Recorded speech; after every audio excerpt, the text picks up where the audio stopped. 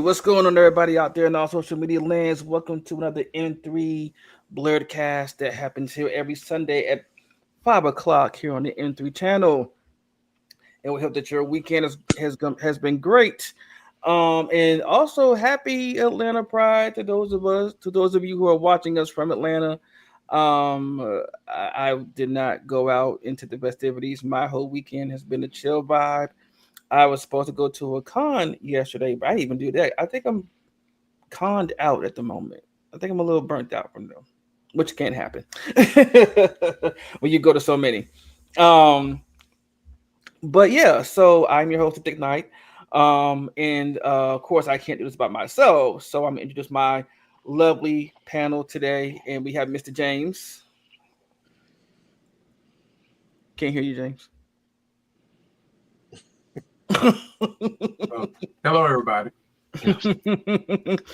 And below James, we have the Papa Warden himself, Mr. Panda Daddy, Mr. Cedro. EDM music all day, keep the energy up and high. And we're going to let one of our M3 alumni introduce himself and his and what he does. Okay, you put me on the spot. Y'all know who I am. Everybody who's been with M3 Entertainment or M3 knows that I'm Mark. I am now doing podcasts across the board, horror-related podcasts, and trying to stay sane in this increasingly crazy thing we're calling life in the world and whatever you want to call it and stuff. So yeah. Yeah, we can all relate to staying sane in the craziness that is going on out there. And hopefully our podcast brings y'all some kind of sanity or escapism or, you know, whatever helps you get through the day. Maybe hopefully it's therapeutic for you. Or you may walk away learn something you never knew. Who knows? Oh, yeah, our first comment. We says Ux Next Top Daddy. Hello, gentlemen. Hello, Ux Next Top Daddy. UK's, girl. UK's. I know it's UK's, but UK. I know. UK. Hey, UK's Next Top Daddy. Hey. Yeah, actually, that'll be a good show.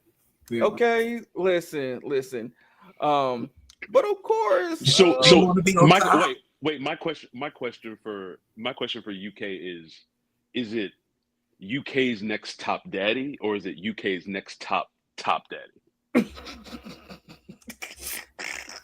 Because there is a difference. There is. And where could I find an application if it's Next Top Daddy? It brings new emphasis of who's the bottom two. Yes. Right. Yes. America's Next Top Bottom. In my hand, I have two photos. One of you bottoms are going home. Oh, the other one will stay and get pounded. But in a game, okay. One of you ladies must immedially return to the house, pack your fleeting materials, and vacate. Pack your fleets and go home. I think somebody actually said that one time. I heard it say pack your fleets and go home. Was it? Pack your things and leave. You family got to do something Pack like your jock straps and go. Family got to do something like collect your knives or something like that. Or I think the dude was like, I thought this is not the Top Chef that I thought this was gonna be or some shit like that. They told him to pack his knives and go home. It was clearly a bottom getting mad because they get it. And one of you bottles must collect your lube, your poppers, your jock straps, pack all your belongings, and go home. But would you have them do like would you have them like what would be the bottom like? Unless instead of lipsticking for your life or something like that, like what would they have to do to stay? Wow. That's a good question. What are the challenges every week, right? You must immediately remove all of your butt plugs from the dishwasher and vacate the house. Vacate the house. Yes.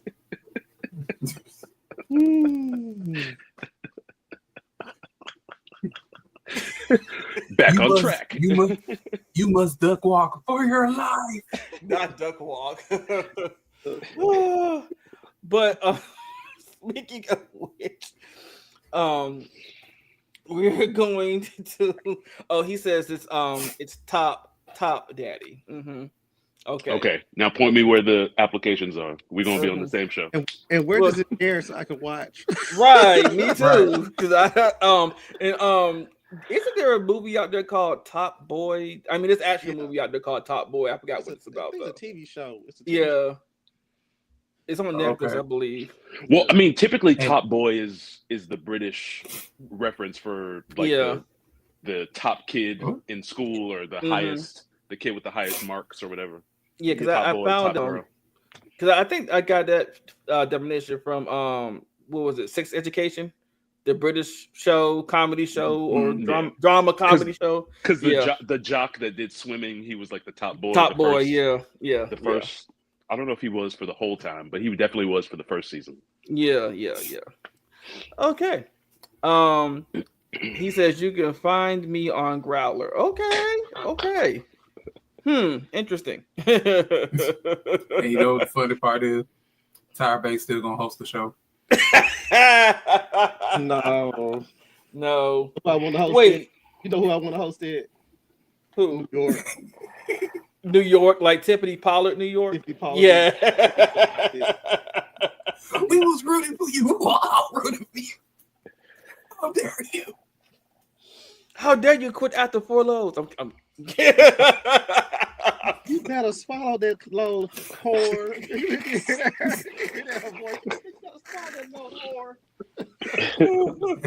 I know you juggling. I know you juggling all these people, but smiles with your eyes. Okay. You gotta smile to the camera. Not smiles with your eyes while you're getting bathed. It's like I know your throat is being stuffed, but make sure you look up at the camera and smiles. Right. Smile. Let them know you're enjoying that shit. Okay. Somebody, that would be a good parody. Really Somebody get on that. That would be a good There parody. has been a sketch in something. I don't remember what it was. I think there was like a gay sketch comedy show, and they did America's Next Top Bottom was like a sketch they did. Mm-hmm. But yeah, it needs to be brought back. Like just actually do a show. Mm-hmm. Yeah. I mean, okay. I know they did a show like Diffs, something like that. Mm-hmm. Okay. They did like Diffs Island, something like that. And they also had a show called Find the Gay or Spot the Gay, where you have like I think it was either a woman trying to figure out who the gay was. I saw a clip on there recently where these guys were just sitting there like, because somebody's getting ready to go home, and she was like, "So I just need to know one last thing: are you gay?" And all the guys in all the other contestants like, "Oh, clearly he's not gay. You know, he's not." And he grabbed the girl's hand and kissed. He said, "I am gay," and you could have seen the wave of the dudes behind, like looking like a mixture of shock and yes. So they could call once they get off the show, like, yo. It was so funny. Like, I did not clock him. Oh my God, I did not clock him. But they were looking like all excited. Right, I didn't clock it. Mm-hmm. I'm like, that's what we call one of those stealth gays. And she looked all shocked and she like, oh my God, I dodged a bullet. And they looking like, call me. Trying to get that money, but right.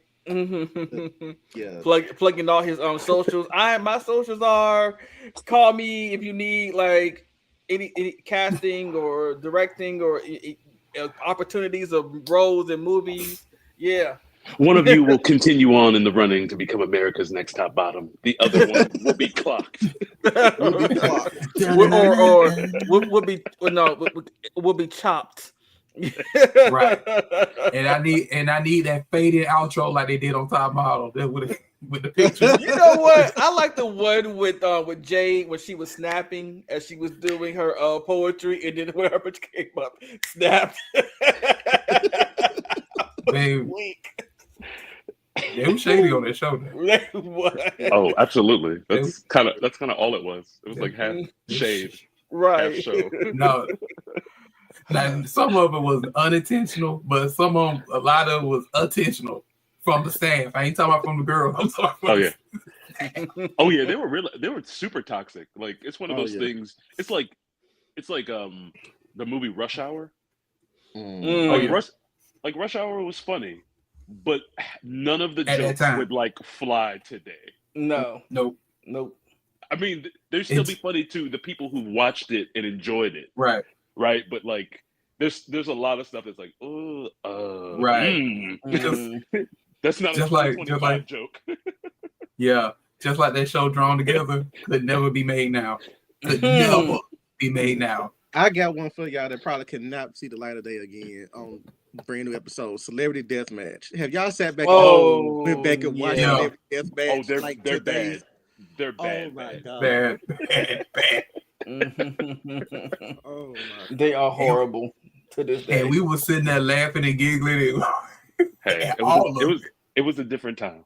It was a different time, I mean, they can still do it. It's just gonna be. and it's gonna be the It's just same. gonna be. It's gonna be sterile. It's gonna be weird. It's gonna be weird because Not they sterile. can't. Not sterile though. Okay. It's gonna be sterile because they can't. Because some of the stuff they can't get away with stuff they did back in the day. They can't, and unfortunately, they cannot get away with the stuff they did back then. No. But it will be funny. It'll be recent, like Cardi and Nicki death match. Oh, that would be probably one of the most watched episodes. It really would be. They still doing verses? They're bringing it back. The next verses, I think they're gonna do. It's two Cash Money and No Limit. Yeah. Lord, Okay, I'll pass on that. But Yeah. be on site. What's gonna be on? Oh boy! But before we to get back on track of things, we're gonna go ahead with our first topic, which is always fuck around and.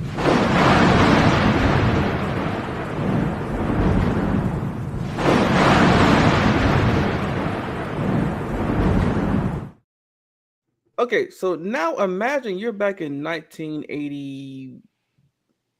Well, I didn't watch it till like 1990 or 95. No, sorry, 90 or 91. But I'm pretty sure this movie was made probably in 80 something. But 80. Okay. Hold on a second. What's the name of the movie? right. Can we just... The name of the movie is okay. So I'm gonna give y'all a clue of what the movie is. Okay. From one line. Welcome to Wonderland, Alice. A Nightmare on Elm Street 4. Mm-hmm. You're talking to a friend here. That's all you had to say. I know, but so if for those of you I don't know who don't follow the lore of Nightmare on Elm Street, in this particular in part 4, Alice is what they call a dream master. And at the end, she had to actually go up against Freddy. So here we go.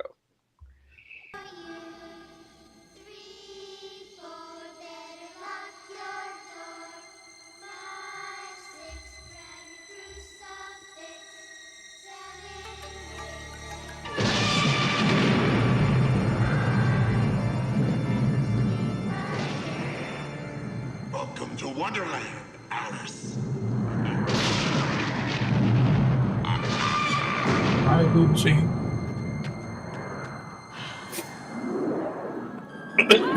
Xena? That's it. Buffy?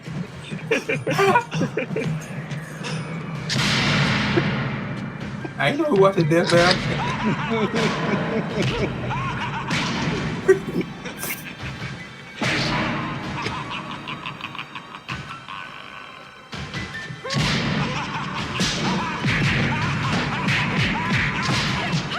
He just eating them hits. He sound effects. It was the 80s. What do you expect? Better sound effects?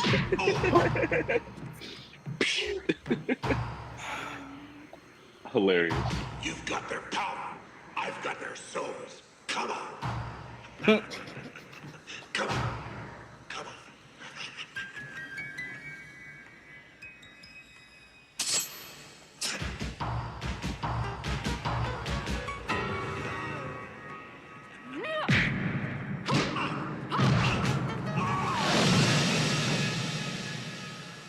Outstanding.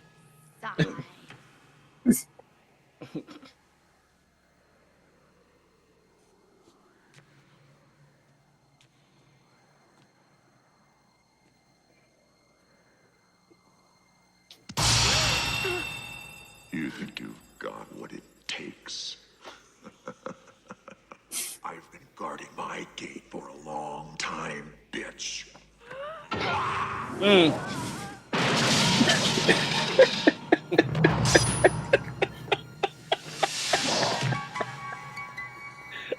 You know, the one thing I never understood with this is why is he in a church?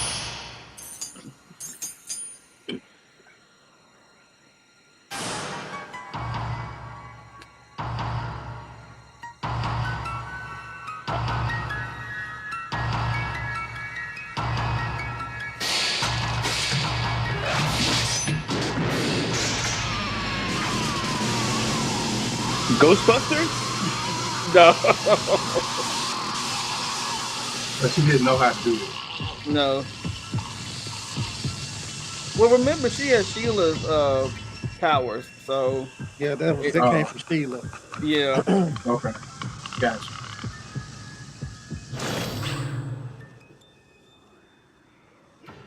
I am eternal. Inevitable.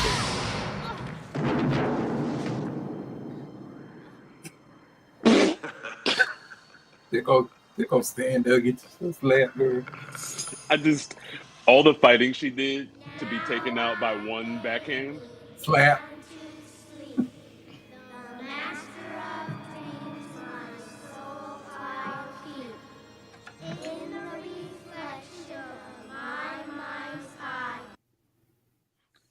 Wow. What does it say, what does it say about you that I mean not you, but like in general? Like what does Mhm. it say that you're going up against like a master of nightmares that wields claws on his hands and Mhm. he decides to just backhand bitch slap you? You know, like he had Right. so many opportunities just to be like, like Right. Wolverine, Yeah. you know? Right. And he's I, like, I always think Wolverine. about that, especially when he comes up behind her and grabs her, and it throws her, and I'm like, you could have just stabbed her. Fred likes to play with his prey. So. That's yeah, yeah. of course. It's she did so much Xena Ing. Yeah, but I mean, I feel like how can I say this? And he Because I just always go up the best. You know, y'all know I'm a big Fred head. Yeah. But for me, it goes down to when you get power, you know how to utilize it really well. I love Alice, but in my if y'all listen to the podcast that I'm on, Scream Kings, one of my friends down there in Atlanta named Mike, he goes hard for Alice. He goes hard for A Nightmare on Elm Street Part 4 than he does. Mhm. We always shade him on Alice, you know, because it's just like, you know, nobody's calling, nobody's checking for her. You know what I'm saying? Like, you know, once Nancy left, it was just like, okay, then, you know, okay, you got your little red head girl. But you know, I love Alice still to this day. I love Alice. Even when I even in the comics, I love Alice. Yeah. But Because after come on guys, Fred likes to play with his food. Yeah, he does like to play with his food. But even because remember that part 3 through 5 is kind of like its own. trilogy. Yeah, it is. Because I remember in 3 when they discovered that they have dream powers and they were the dream warriors, where he told what was her name? Kristen. Yeah, well, Kristen learned that she could bring other people into her dreams. Right.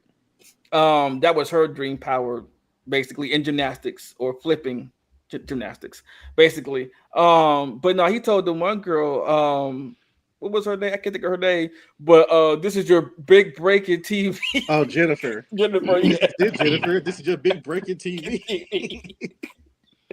Welcome to prime time. Oh, Oh, that was a funny but horrible but funny death. yeah. That's when he came, you know, really mainstream at that point. Mm-hmm. But yeah, I could talk about Freddie all day long. Yeah. I don't want to go down that rabbit hole. Right. But But if you could answer one question, what was why were they in a church or church setting fighting. Because I do know that from 3, at the end of 3, his mother, well, he went back inside his mom, inside of that was in Amanda, 5. or 5. Yeah. Yeah. So I'm like, wonder why you in a church. Because I believe one or two things. Now, in canon, you could sit there and say that because part 5 begins where they left off at, where they Yeah. picked up, but that church is a part of the insane asylum that he was Mm-hmm. conceived at. But we didn't know that at the time. Now, Okay. behind the scenes, Rise, that was probably just some shit because they wrote this script as they shot it. Oh. Um, what's his name? Rennie Mm-hmm. Harlan, who gave us if I'm not mistaken, I think he did one of the Die Hard movies. I can't remember which one. It might have been the original one. But Mm-hmm. that was his first movie. His first movie. Okay. The Dream Master, and Mm-hmm. they had to shoot most of this shit on a whim. Because the original storyline they had, some of the stuff had to get switched around because of budgeting and stuff like that. And Mm-hmm. so, even like for instance, Rick's death in this movie, they had to shoot it. That was not the original plan. The original plan was for it be like this big elaborate dream sequence, but because they ran out of budgeting, they had to sit there and do the whole, Invisible Freddy. Uh. Yeah. Okay. But I'm Hmm. just saying for the church thing, I believe, and this is why I always argue with people that A Nightmare on Elm Street, because a lot of people like to shit on a lot of these franchises because they feel Mm-hmm. it's just another slasher, just another one. Why they do another one? But Mm-hmm. when it comes to continuity and storyline wise, A Nightmare on Elm Street has the most concise storyline of the big franchises outside of Child's Play and maybe Friday 13th. Now, Friday 13th, when it gets later on into like part 8 and all this stuff, we can debate on. Yeah. But from parts 1 all the way up until 8, it's a really thorough storyline. And then from Nightmare on Elm Street, um, all from 1 through 6, they kind of have a thorough storyline. The only outlier being part 2, but like I said, I don't want to get deep into that right now. Okay. Because All like I right. said, I could do a whole series of episodes on this shit alone. But yeah, so that's pretty much why, so No one thought to be immortal in their dreams. Um. Well, they say if you die in your dreams, you die in real life. That's one of the urban legends. Freddy is more of a fear demon. Yeah, but he's still a yeah. One messed up part of the canon was the chapel in the asylum. hmm That Amanda was raped in the chapel. Yeah, but no, she was actually she. Groped. He's trying to say rape, but he's not trying to say the actual word. He's trying to say Yeah, you can't say certain words on. words on the internet anymore. So So that this great. He's trying to depiction say now great. now Great. means raped. Okay, Yeah, got it. yeah, yeah, Thank you. yeah. Yeah, because she Yeah, she was locked. YouTube flags. Yeah, it will she flag you. Yeah, yeah they will flag you. But she was locked inside the asylum of 1,000 maniacs. She was and it was because 100. back then the church had an asylum in it, and she was locked in there by accident. And it was over like the weekend or whatever, and they took turns on her. And by the time they found her Monday morning, she of course, was in a certain state, but she was child. Hmm. Yeah, Yeah, it lost me when Jason Voorhees had to leave Camp Crystal Lake and go on a slasher tour. Now, I will admit that Jason Takes Manhattan is one of my favorite Jason movies. It it's a just lot is. of people's. It's a lot of people's because it's like one of those good movies. Don't get me wrong.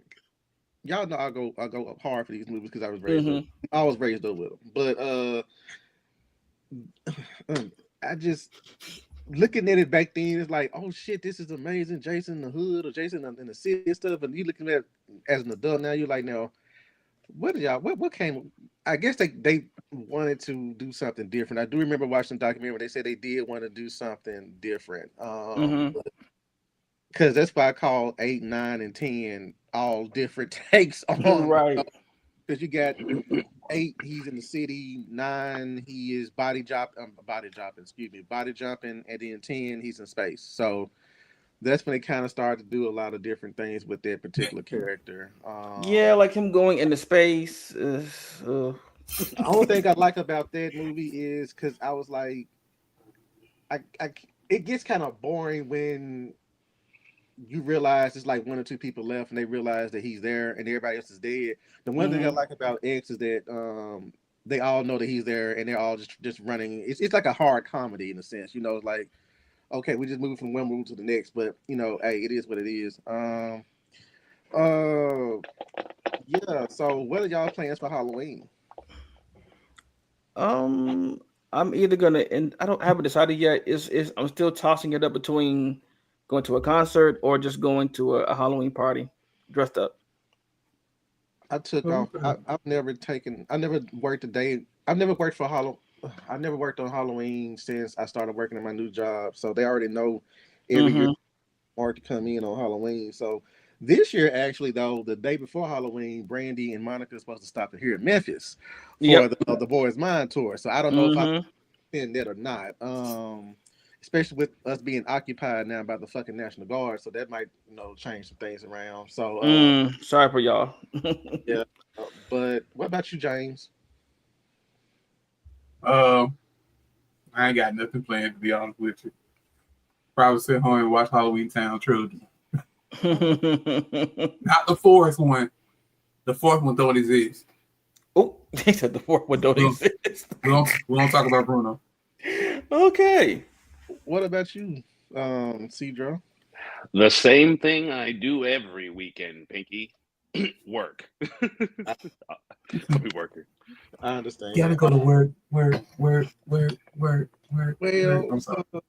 I think I don't that know. I you. was thinking more of the Kelly Rowland work, but okay, that works too. Mm. Or work, Or work, work, work. Rihanna's work. Mm-mm. The Okay. only lyrics I know to that song. But what are you gonna do, Mark? No, I'm gonna probably be watching a lot of horror movies that day. I got to the point now where, I mean, I watch horror year round, so it's not. Mm-hmm.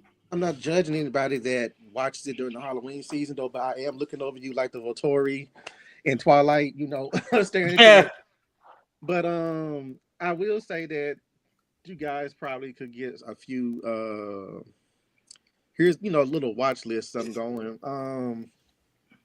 If y'all don't follow me on, if y'all don't, I know a lot of people probably don't follow horror channels like Fangoria or Shutter or what's the other one, Bloody Disgusting.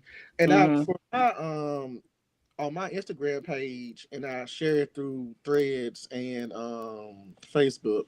Every month, every first of the month, Fangoria unleashes a lot of streaming horror movies that's coming out, whether they're new or old, like whatever streaming platform is getting new stuff in, or they're just putting new old stuff back up there. They always release what's coming out on the first of every month, and I try to reshare that on my social channels for those who don't want to have like a cute baby what you call it, a cute baby shower, a little wedding, and then somebody getting beheaded, in the timeline. So I tend to like, share stuff like that to those who are like, oh, Mark has his new streaming list up and it's not mine, it's from Fangoria. Mm-hmm. But we were just talking about the Black Phone a few minutes ago. Isn't it? There's a part two coming out. This Friday.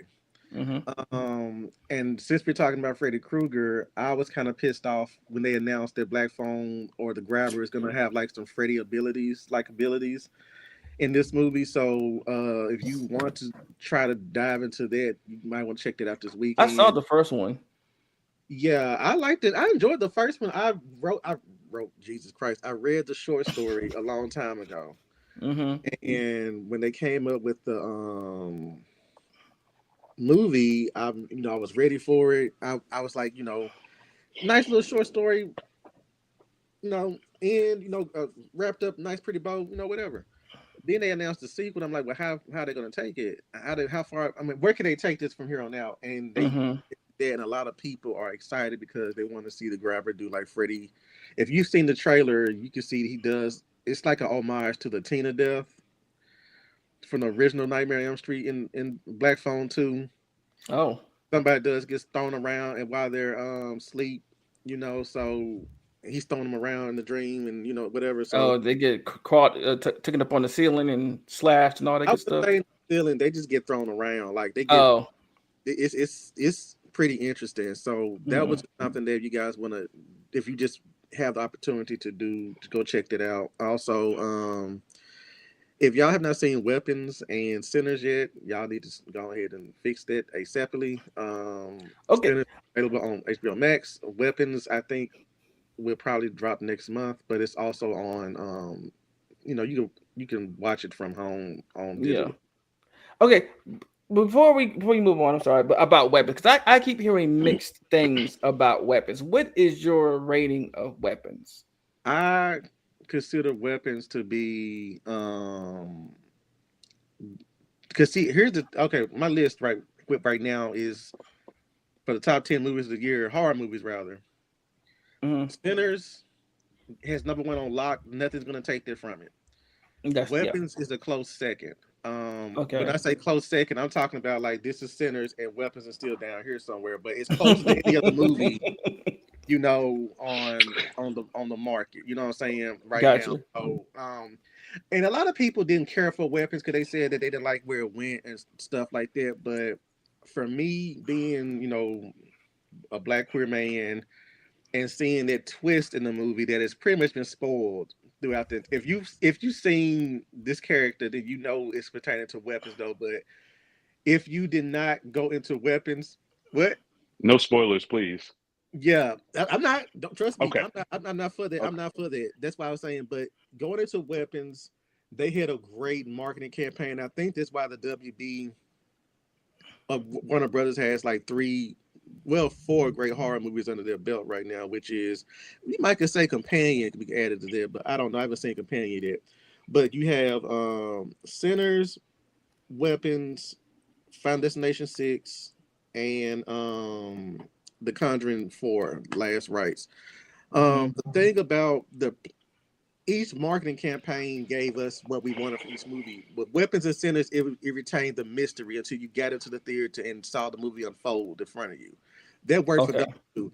Final Destination 6, people are going to be getting slapped, like death is going to be just taking folks out left and right. So it kind of gave you, that, still, but the Last Rites gave you, I don't know, because I haven't seen the movie and I didn't have the urge to want to see the movie because the third one I didn't care for. But a lot of people have said they like the Last Rites. But when it comes to Weapons, it is a very interesting movie, and the way they play it out is like a novel, Mhm. and each vignette all ties together. But I'm not going to tell you how, because he kind of did something similar with Barbarian. That's the guy who did Barbarian. Mhm. Mhm. So I feel like the characters in Weapons and the twist is what carries the movie, but it all depends on how you feel about things like that. So yeah, if you see Joe, you are. I think you're not on socials like that.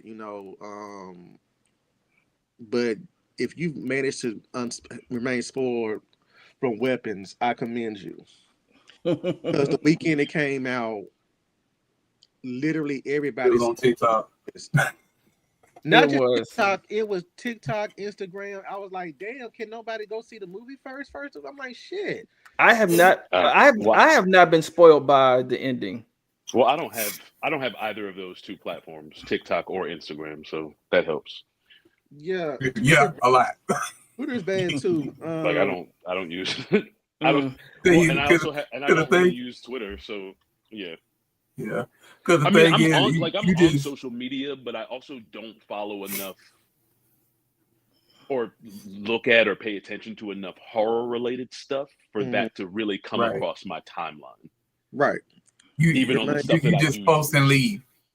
No, I mean like if it's something related to like if it's something related to Marvel or DC or like a Uh comic huh. book adaptation of something or some series that's getting another season that's like prestige Mm-hmm. TV like a Game of Thrones or a House of the Dragon or something like that all comes across my timeline. right. But like I haven't seen Right. anything besides Weapons being rated well.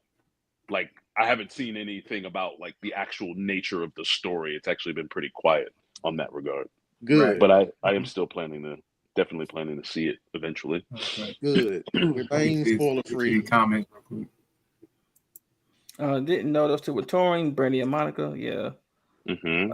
Evening. Oh, hey, Tyke. Sammy says, I'll probably light a candle and talk to the ancestors, watch a few horror flicks. Okay. Red Man says, keep Hearing. hearing to see together and weapons for spooky season. Okay. Together is a weird one. Together was amazing too. I would say Yeah, that probably but it's like weird. top 5. Very weird.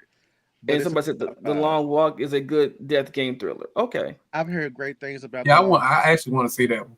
A Mm-hmm. lot of people have told me they left the theater crying. Now, the reason why I didn't run to the theater to go see that because I was out of town, and number two, Mm-hmm. I want to read the short story, not the short story, but the novel before I watch the movie. But I might fuck up and just Me go too. watch the movie. 'Cause I heard there's some differences. That's why I want to read the novel. Yeah. Yeah. So it goes there. A lot of people told me it does go Right. there. So, but I would I'm say surprised you didn't put Megan on your list. who me? Megan 2.0. I haven't. You know what? As much as excited as I was, when it came out, James being funny because who? James is being funny. Megan 2.0 is not really a horror movie in the sequel. It's not really a horror movie. Oh well, I mean, I didn't go see it because as excited as I was for it, and then seeing how fast it went to came home, just like him. Yeah. I was so shocked Yeah. that him came home so quick because I had saw it opening weekend, Mhm. and like 2 weeks later it's at home. I'm like, oh, it didn't do that well. Him is another one that is a very what's the word I'm looking for? It's very divisive. You have people who go hard for that movie. You have those who are just like, what the fuck did I just see? Right. Um, Which is normal for well, Jordan Peele didn't do this movie. He kind of produced it. He produced it. Yeah, but anything like with Jordan Peele movies, it's kind of like that. People feel like either they liked it or they be like, "What the fuck did I just see?" You know. I mean, the movie, it was interesting. I could see some of the concepts they were going for, but it just felt like a fever dream. It felt like you took an edible or a very strong, narcotic and just decided to go to a training camp one weekend and just see some crazy shit happen. And it's weird. Now, granted, I do need to watch it again to get my full final grasp on it, though. But I was just shocked it came home so quickly. But like I said, if you haven't seen Sinners and Weapons, those are the top two you should try out. Even together, like Red Man Pete said, y'all should also try it together. But if you want to do some old school shit, I suggest you go ahead and go to. Let's do some free stuff right quick. You get Shout Factory TV, which is free. You have to sign up to utilize the services or watch some of the rated R movies on there because they gotta do all the fact check and shit, make sure you're legit and everything like that. Plex TV has also been my new cable. Yeah. I love Okay. Plex TV. Plex TV marathons. They have a channel they call Horror Stories that's owned by the Warner Brothers, and they do marathons of the following old, obscure horror shows that came up back in the day, like I said, the following. What was the other one? It was another one. Night Visions, V, and my all-time favorite, Freddy's Nightmares. Now, Freddy's Nightmares is quintessential '80s schlock. If you guys not familiar with Freddy's Nightmares, it's the spin-off TV show of A Nightmare on Elm Street where Freddy Krueger is like an Alfred Hitchcock host. He pops up and he pretty much sets up these stories. Yeah, I remember that. I remember that show.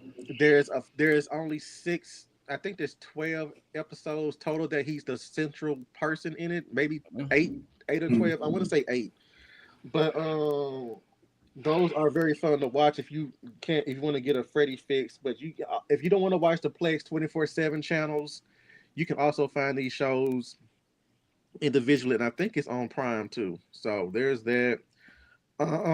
Is some of y'all probably like, you know what? I'm tired of watching movies. I want to watch. I'm gonna read a good book or maybe a good audio book.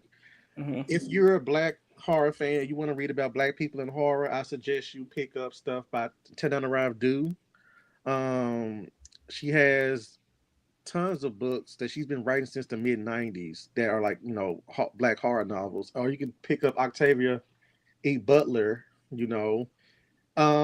This is actually what you call it? What you call it? This is actually a speculative fiction novel, though. But looking at what's going on outside these streets today, you would think that she wrote this back in 1994 because she predicted most of the stuff in this book. It's called The Parable of the Sower. Um, I read that book and it engrossed me because she predicted so much wild stuff during this time period. But she wrote the book, I think, in the early 90s. And that book right there is just so reminiscent of what's going on right now that it's very scary. Also, you should try Johnny Compton's The Spite House. Um, it's about a black dad who's on the run with his two daughters, and they get the opportunity to stay in this haunted house. All they gotta do is um, document the stuff that goes on in there. But the family themselves have secrets, and their secrets collide with the hauntings of inside the house, and crazy shit ensues. Hmm. And if you like Jordan Peele stuff, you should try out the horror anthology called Out There Screaming, which features a lot of black and people of color and LGBTQ writers doing like their own little horror stories and stuff like that. But there's so much stuff you guys want to check out. Just come hit me up, when you get opportunity though. But just a few things you can do. And most of these books I mentioned are available on Audible, so you can do that. As far as TV shows, if you guys like true crime, there is another season of The Real Murders of Elm Street. I've Um, seen, yeah, I've seen it on Netflix. I mean, I haven't watched it, but I have come across that on like Netflix or Prime. it's on HBO Max. It's like, oh yeah, yeah. Yeah, because it's the ID and Discovery Channel show, and they also added the real Friday the 13th murders, or the Friday the 13th murders this season. So murders that happen on Friday 13th and murders that happens on streets called Elm Street. That's the gist of all of that. And also there's a few YouTube channels y'all wanted me to go through and tell y'all about if you want to, get into that. But yeah, just hit me up. I don't bite, just actually speak when you hit me in the DM. Don't follow me and don't interact. Just hey Mark, if you see me on Facebook, if you don't hear Mark, what's a good suggestion for this weekend? Whatever, like that. You know. Mm. I do have a question for y'all though. Okay, Is it me or was New York Comic Con coverage this year lacking? it's not just you. It Okay, was lacking. because I was like, this is. I was like, I'm finding out shit The 5 hours later, and nobody's talking about it. right. The only Right. coverage I got from New York Comic Con was the X-Men panel when they showed different scenes of people of their new costumes. Some of them I don't like. Some of them I do, but a lot I just like ooh. But I think it's from the certain comment that they're trying to bring to life. So yeah, I'm not like some of the costumes. I'm just like, but Yeah, some of the announcements this year has been, I don't know, because for instance, I'm all about the toy collecting and stuff like that, and hmm usually have a run through of the NECA booth. Redman P mentioned horror anime. Only horror anime I can mention to y'all. Y'all probably have that a lot better than I do. Y'all know I'm not the anime person, hmm but I will say there was this one horror and Japanese anime that came out back in the day that was kind of terrifying. Called High School of the Dead. yeah, there's a lot of live action spin-offs from that. Terrifying. No, I'll just say I don't like zombies, Cedro. I don't like zombies. I do Oh, not him like. and Keeman have something in common then. Okay. They don't like zombies. Okay. I do not Because like. I will watch a zombie movie though, but it has to have a good storyline instead of me just watching it for the gore factor. And I laughed throughout. Don't get me wrong, Right. it's terrifying, but to me it was scary. It was just like the two girls walking. We gonna be best friends forever. Yeah, yeah. And then a zombie grabs one of the girls and drags her down. And the girl, let go of me, bitch. And then she sat there, got ate up too. But it was just past that. It was kind of funny, but at the same time, their numbers. What?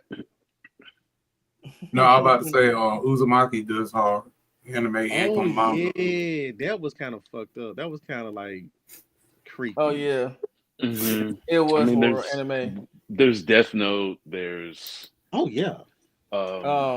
Future Diary is a good one. Future Juni Ito collection. Demon City. The premise of Future Diary is actually really good. The idea is it's that typical death game Japanese thing or Eastern culture methodology. It's like a death game where you got a bunch of people playing a game to see who can kill each other off and be the last one standing.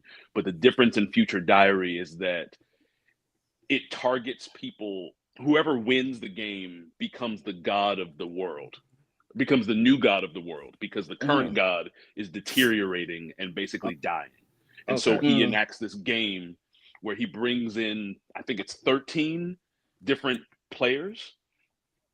But I guess the gimmick or the main sort of through line of the show is that he only picks people who write and keep a diary. And so their special power to combat the other people becomes how they do their diary. So the main character, he's always keeping a diary on his cell phone. And he's always paying attention to like everything that's around him, writing it down, like, hey, so and so talked to me today in math class, or blah blah blah blah. Such and such. He's always like observing stuff around him. So his diary power basically tells him the future of everything that goes on around him. Oh. There's like another person who's got a diary that they write, like they actually write it. And so that diary now tells them like future printouts, but it's only of what you were already documenting. So for example, like the protagonist can see the future of everything that goes on around him, but he doesn't know what happens to him because he never writes down his own personal stuff. He just writes down what he observes. And so like they go through this process. There's a lot of twists, turns, a lot of different diaries you wouldn't expect to be a diary, or a lot of diary users that have like really unique powers. But it's essentially the typical sort of death game, battle to the end, last one alive wins and gains like a deity like power. But it's pretty gruesome. It's really insane. And you'll definitely understand within the first like couple of episodes of watching like that it's one of the better death game anime, like the short form death game anime. Right. Adding it to my list. I know another one is Battle Royale. Yes. It was the live action movie, or are you talking about the anime? Well, I'm talking about the book. I never seen a live action movie. You never seen it? They made that movie is it's a crazy movie. Like what you're talking about, I've read. You said it's a book, right? Or novelization? It's manga, book, both. Yeah, both. I read that. It's good. The movie is also good. I'm not saying it's better than the book, but if you want like a visual sort of adaptation idea about it, it's pretty wild. The way they snatch those high schoolers and take them to that place and just here's a backpack. And everybody's backpack has stuff. Don't know what's in it. Well, my cousin, I know, like somebody had either it was a butter knife. It was something very useless, and somebody had like a gun, and somebody had like a machete. A pot lid. Yep, that was a pot lid. And I'm like, oh, you dumb, baby boy, you dumb. But my cousin showed me that when I was like, this is when Battle Royale was banned from being sold here in the States. I don't know how the hell he managed to get this. This is before Google and all this shit. He got himself a bootleg copy of Battle Royale and sat my ass down to watch it. And when I tell you, I was like shook when I got through watching, because this is before I went to college. And I was like, I said, Tori, they're kids. He's like, yeah, they're kids. Yeah. Kind of fucked up, ain't it? I'm like, he sounds so excited. Tori, my cousin Tori, is the reason why I'm the hard head that I am now because he would sit there, look at this shit, and sound just like that, like he was watching the damn WWE match. Yeah, that shit's crazy. This shit's crazy. You see this shit? You see this shit? I'm But like, Mhm. you're kids. what's so funny? But what's so funny about that is that's so real. It's realistic. Mm-hmm. If you actually do that and see how people react, of course you're gonna have people that gather together. You're gonna have somebody that's strategic, and you're gonna have somebody crazy as fuck. It's like I'm gonna kill everybody up here. Yeah, and you had somebody who came back to be a part of the damn match again because he won a couple of other ones. I'm like, these people are just, but Battle Royale ain't no joke, y'all. That's another good one y'all need to add. And It's such a before good because I know some people were saying when Battle Royale actually became more available here in the States, oh, they copied the Hunger Games. No, baby, the Hunger Games copied Battle Royale. Damn right, yeah. Get that. Right. Yeah. I'm like, let's just put it down and make sure that it's notated that the Japanese have had a lock on the death game genre for a long time. They really have like Alice in Borderland. Right. Oh, Yeah, oh it's my like gosh. it's like what are we doing today? Team deathmatch. That's what we're Right, doing. right, and Squid Game and Alice in Borderland, yeah. Right. And like I said, it was like to me, it was like regular kids. There was no powers. It was nothing like that. It was a bunch of human beings interacting with each other, knowing that you have to kill. Yeah. Like you my bestie, but you my bestie though, but we both can't make it off of here alive, so yeah. Red Man says old school horror that's like Alien / The Thing on YouTube called Lily Cat. Okay, I'll add that. I'll look that up. Also says very rare to find anime versions of Battle Royale. Yeah. So sorry for the basketball team. They actually figured out how to get the collars off. Wow. That was a very frustrating scene because I'm not gonna get into it for those who've not seen it yet, but right. But if you like me, I really don't watch horror like that, but I love listening to it. Like I said, I love creepypastas. That probably I love, especially the video game creepypastas. Oh my gosh. I love creepypastas. Yeah.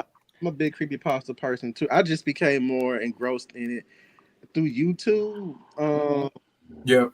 The only thing that I'm kind of getting tired of is there was a couple of channels that I followed and they had great, like real true stories, scary stories.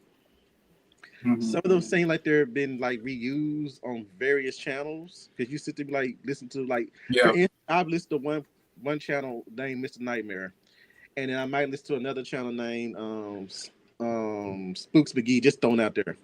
And you'd be like, I could have sworn I heard this story before on Mr. Nightmare or something like that. And they either rehash certain stories and stuff like that, but they're not creepypastas. They're like, this creepy guy came to my front door and he wouldn't leave type stories, Not like Candle Cove or what's another good creepy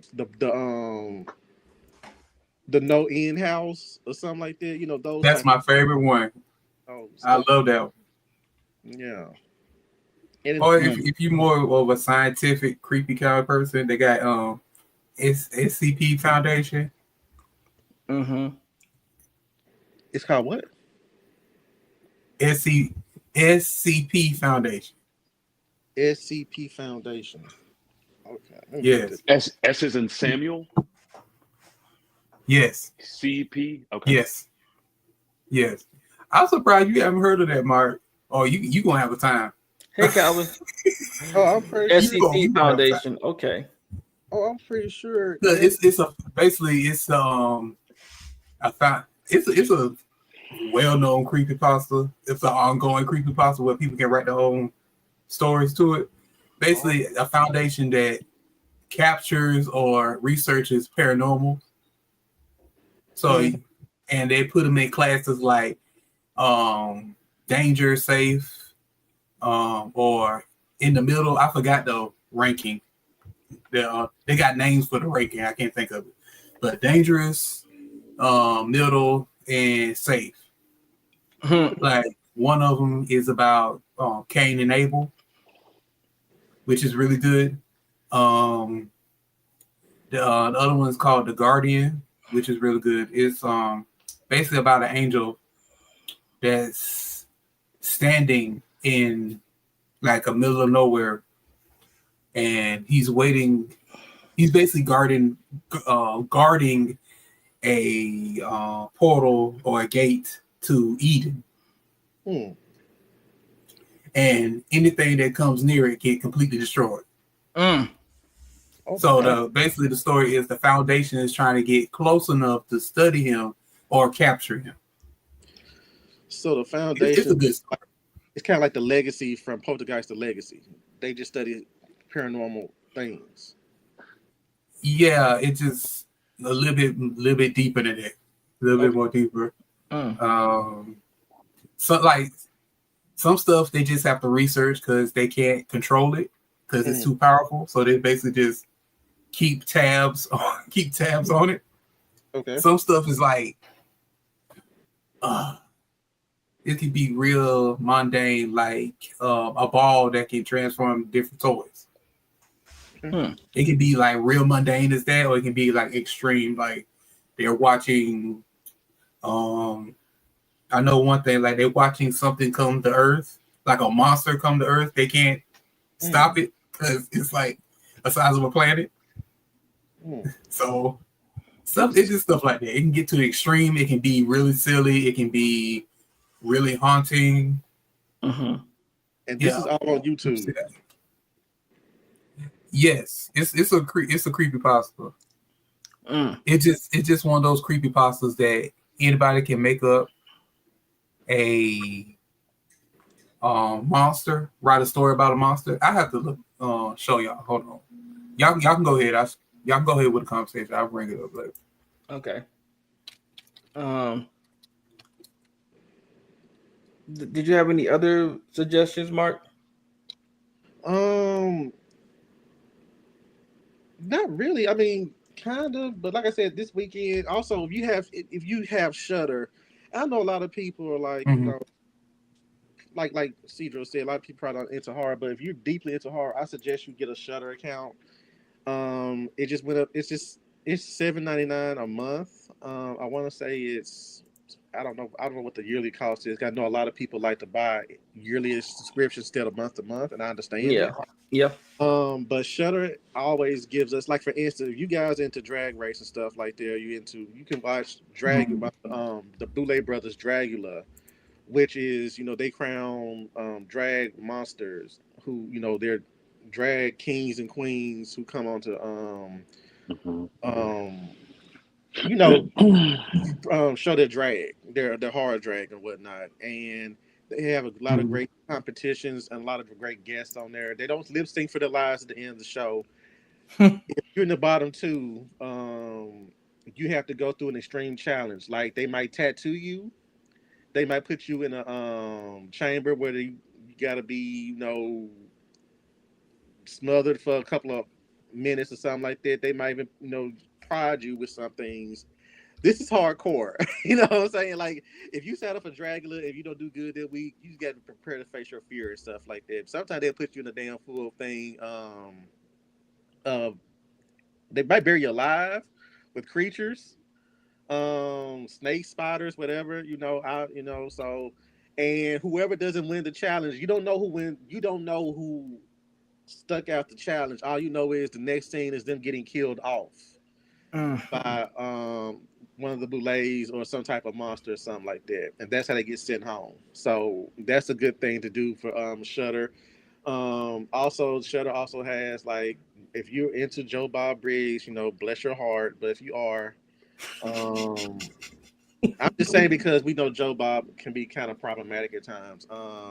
You can watch his show because we watched him on TNT's Monster Vision and stuff like that Mm-hmm. and whatnot. So they also have originals on there. So if you're like the Hell House movies, the new Hell House with a final movie in that franchise comes out this Friday on there. And like Redman P said, the VHS films they're now um, exclusively streaming on Shutter before they get released other places. The most recent one was Halloween, VHS Halloween. I've heard great things about this. Actually, after I leave here, I will be going and putting it on my screen. And Calvin, he was saying creepy pastas. They're something to watch on YouTube. I think Reddit also has. Don't Reddit have like it's like the champion of creepypastas right now. I don't have a Reddit account, so I don't know. But yeah, so Shutter is a great thing to have. And if you guys find a local spot that's giving some type of Halloween thing, do that. Um, just be careful. All I say, no matter what you do, be careful. Okay. We are in. I hate saying this word or this because I keep hearing it, and I'm just like, we know this. What are we gonna do about it? Unprecedented times.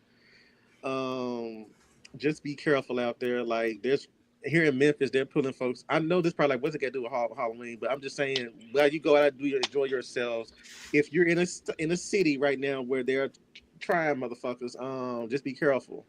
Mm-hmm. Um, down here, they're arresting people for child support, late child support pay. They're pulling people up for late child support payments, tinted windows. If you have a Wow. crack on your window or something like that, they'll pull you over and arrest you for that. Um, even if there's a warrant, you got a crack on your window, or you asking? No, I have a point of housekeeping to bring Mhm. up whenever you get a break. No, go ahead. Go ahead. No, I was just gonna say I have less than 10 minutes, and I Oh, did kind of want to yeah. talk about Peacemaker and Okay. like the other stuff that we had on the Gotcha. docket Yeah. just before I have to leave. Unless we can put it to next week, and I can just go now. No, no, I no. got. We'll talk about it. Sorry, we yeah, kind of get you. Like the We suggestions are really great. I just don't have enough time to. I don't have enough time. understood, understood. Um, yeah, we'll get to that.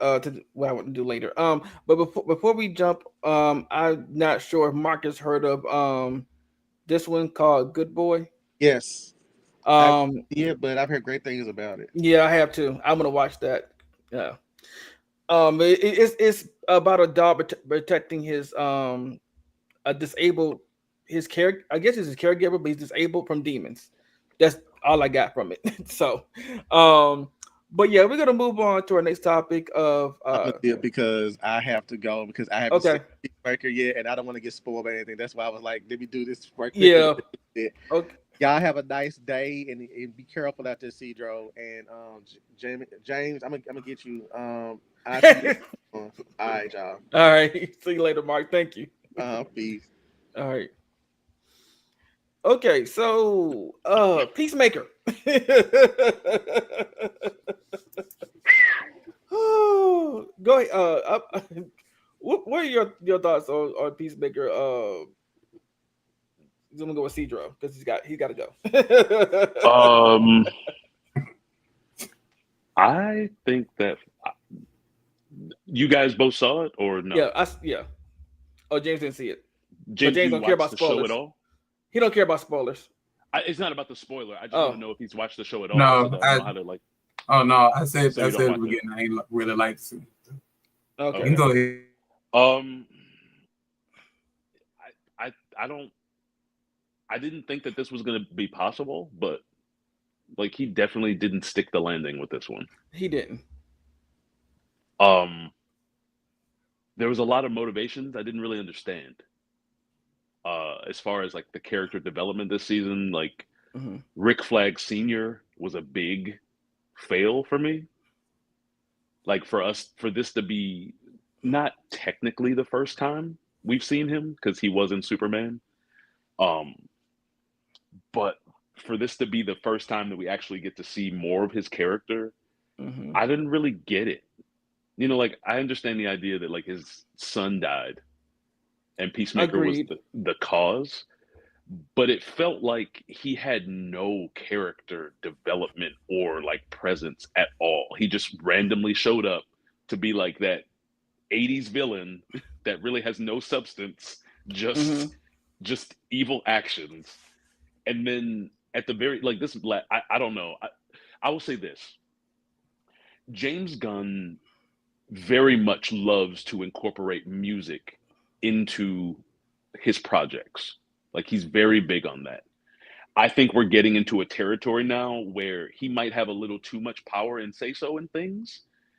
And now it feels like all of his projects are just him walking us through his various playlists on his Apple, like in his Apple Music. And I don't really feel like that serviced the show as well as it serviced other things he's done that's had more oversight and editing. So, for example, like the Guardians trilogy, the music, the soundtracks for those, solid. They worked. It gave you this sort of niche environment that you felt comfortable in. Like the music itself, like some people could jam to some of the music. Some of the music was good, and even if it wasn't good to you, it still fit the narrative of what was going on. This to me felt like, what's the best way to describe it? This season felt like when white people try really hard to convince you that certain 80s rock music is like the best music that's ever been created of all time, and then like pushes it really hard. Like that's what this whole season felt like. In this last episode, it was like we get this weird Nelson concert. We get the intro music, the intro music for the show, that band, I forget their name. Foxy Shazam, but it was also the concert too. Yeah, and so like we get that. We get these weird moments where Rick Flag Sr. isn't even being like the head of Argus. Like to me, I always felt like Amanda Waller was the head of Argus. Rick Flag didn't feel like the head of Argus. He just felt like he felt like a lackey of like Lex Luthor. And I know that they tried to push a little bit of that in this finale. Like all you're doing now is just pushing what Luthor wants. But it was weird. It was like he was high-fiving and like fist bumping with people as people were dying, constantly dying as they were going into these different worlds. Like his character just didn't make sense to me. The end of it, I think, is fine. You know, stranding Peacemaker in a different universe. Like, okay, cool, I guess. But the whole rest of the episode to me just felt flat, especially after the buildup we had of the previous like 3 episodes. For this to be the finale, and then for it also to be like an hour, it was like an hour long. Yeah, like the longest episode, and it was kind of full of nothing to me. Like it felt like, why is this here? It almost what's the best, if we're talking about trajectory of a story within a season, the arc of a story within a season, this episode felt to me like an episode that should have been like episode 2, like earlier in the season. It felt weird to make such a flat episode be the finale. And so to me, it just,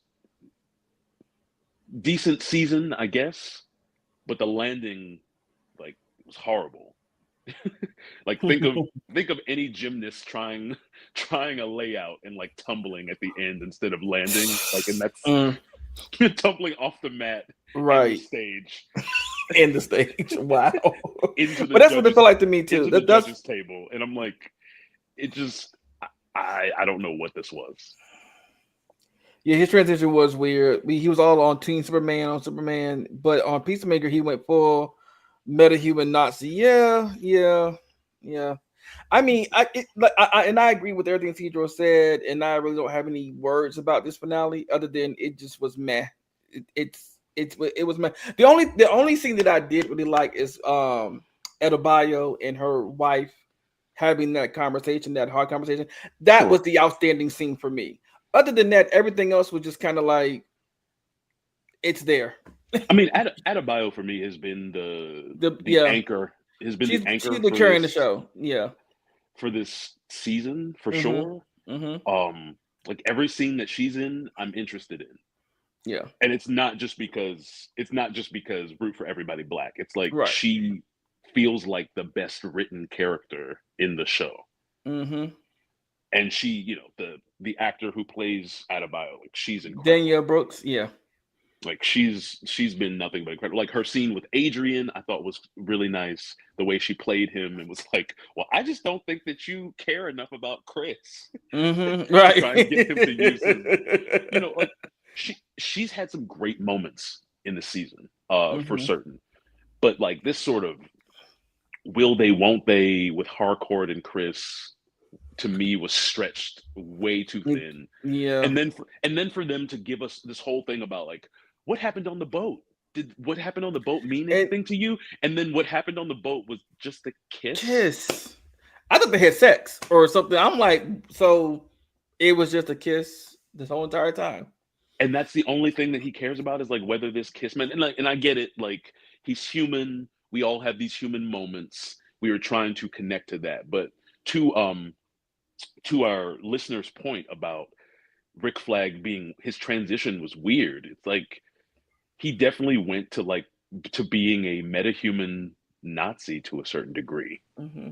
which is weird because it would make sense if Peacemaker was a metahuman and he found out like, okay, a metahuman killed my son, so now I hate metahumans. Peacemaker's not a metahuman. He's not. They already told us that. Even if you didn't know that before, they said it in this season. They're like, is he a metahuman? No, he's not. So like, why are you now so hell-bent on, we need to find a place to throw these niggas away? And Peacemaker's not even a metahuman. That's the thing that caught me too. It's like, wait, he's not a metahuman. He has technology to help him out, but he's just a regular guy. Yeah, so it was a lot of points that just seemed stupid to me at the end of the season. And I usually don't knock a finale this hard if the rest of the season was decent. But I don't know if the rest of the season was decent enough to make up for the fact that the finale was so abysmal as far as its execution. Like the execution is just bad. And I also don't want to see Rick Flag Sr. anymore. You know what I mean? Like I'm good if we don't see him anymore. But and they've really tried to make him they've made him such a focal point. And I just feel like if you're gonna be such a focal point in Creature Commandos, in Superman, in Peacemaker, like you need to be written better. And you know, like I'm trying to look around the writer's room, like whom can I blame? But every episode says written and directed by James Gunn for the most part. I'm like, James, I think you should have had a couple more people in the room telling you, hold up now. Right. Stop. Hold up.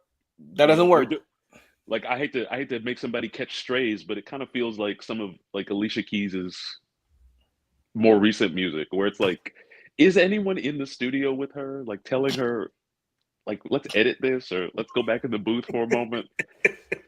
You know how it is. It's like when you get to a certain level of acclaim, and like all of these people that I'm mentioning have tremendous amounts of success, right? They're very talented people. But sometimes when you're a writing creative, whether that's music, whether that's TV, movies, novels, whatever, if you get to a certain echelon of clout, you stop having enough people around you to tell you no or to like edit you, help you self-edit. And I think we're starting to see that bleed through in some of these DC projects where it's like there's a little too much gun for me. I need some other voices in the room. And so far, the first 3 things in this new DC universe, 4 if we're still including I guess technically 4 because we're including the Suicide Squad or the events from that in these, like all of it's been James Gunn, like all of it. And I need someone else because it's starting to get a little too like white male teenage 80s boy listening to mixtapes in his bedroom as opposed to stories that give a little bit more substance to the characters presented within. So I thought the finale was a fail. Yeah. And as a result, it sort of made the whole season like a C+ to me. Yeah. It's kind of like, what was the point? You know, like and where were you going with this? Like, I get you're trying to. I guess he's trying to open up the multiverse, which okay, but there was a better way to do that. And it was like, where are we going with this? Like, what's the what's the end game here? What's the destination? I know it's, I mean, I know we don't know it yet or whatever. Like I know he's trying to build the DC universe with his own version, but it's like this throws it off for me a little bit. Yeah. Yeah. So Yeah, very, very much so. Also, this sanctuary planet, mhm. they didn't have enough people exploring anything. They literally just walked out, looked at the sun. Harcourt took off her mask Make sure it was breathable. and then smiled. And then suddenly we have like pictures of a waterfall, like such and such and such. I'm like, when did you have people explore? And did you explore the whole planet? Do Nope, you because actually know? because apparently there's creatures on that planet. Exactly. And so, like, my thing is, how do you even know that this is what you need it to be? You know, they sort of immediately was like, oh, this is a perfect place to throw people and they can't get back. Are you Mm-mm. sure? Right. You know, did you go all around the planet? Do you know what's exists? Like, there could be this could be an alternate Earth where people or aliens or whatever still live on the planet, just on in a different place than where you entered. You know, so I don't. The whole multiverse aspect went from being a really cool idea and concept in the first season to them making it the focal point of this season, but not fleshing out enough of it. And to me, like sending them to a random lollipop planet and then getting attacked by glitter gremlins I thought that was, wasn't enough. but it was funny, and that's what made me think. Okay, James Gunn, what brand of acid are you taking when you wrote this? Because they look so they're so cute. They're so cute now. They started, I mean, wow, it was crazy. It was crazy. Yeah. It reminded me of I'm pretty sure all of us here have seen Hellboy. I think it was in the first Hellboy where the creatures look so cute and they got wings and they're like but they call them tooth fairies because um they eat everything but the teeth. They collect the teeth for some reason, but they'll eat the flesh and bones and everything. Yeah. So yeah, it kind of reminded me of that a little bit. Yeah. I mean, like, cute moment, I guess, but But it was creepy as fuck. this is the most you've shown us of any of the worlds, you know, Mm-hmm. other than the one that Chris went into. You know, you had the vortex like space vacuum Mm-hmm. door. You know, they opened it up, got sucked through, and they had to be pulled back. Yeah, some alien pitch black stuff. Yeah. How about a Um, night? Yeah. and then of course the sanctuary planet, Mm-hmm. uh, where they took one step onto it and then immediately knew everything about it somehow. But I don't know. It just I don't think we needed this many characters from Superman to show up in this. No, Also, we didn't. like Mm-mm. Lex's whole team. Oh, this in them. Yeah, like it was a lot. I'm glad to see, you know, I'm glad to see them employed, you know, still getting a check. That's Yeah. cool. However, them like high-fiving in a basement Doing facility. cocaine and also doing cocaine. Doing lines. Yeah, it didn't make sense. Like it didn't feel like Argus at that point. It felt like some military people got some fund or some like outside sector people got some funding to Mm-hmm. like buy some military equipment and then they're just fucking around. Like it felt stupid. Mm-hmm. And then to put like a musical montage on the back of it. Right. And then not to mention the random musical montage of them setting up their security agency. What are they what was the checkmate thing about? Oh, Like so Checkmate is in the comics. Checkmate was the first organization that her mother ran, but Checkmate is connected to Argus. Well, in the comics it is. In this world it's not. right. So here's my question as a person who has no reference to that group or that Mm-hmm. organization. Mm-hmm. When in this show or season or episode did they actually explain what it was? Like they They didn't. didn't. They didn't. literally just had a musical montage of them grabbing the drug money and then suddenly being in an office space and then walking side by side and smiling to each other and then leaving the building. And it Yeah. just Like I was like, I don't know what the fuck this is, and then they never went back to it or talked about it. So there was a lot of misses for me, a lot. Yeah. I wish they would have explained more what checkmate was, because that is a very prominent thing in the DC universe. But yeah, they should have at least did that.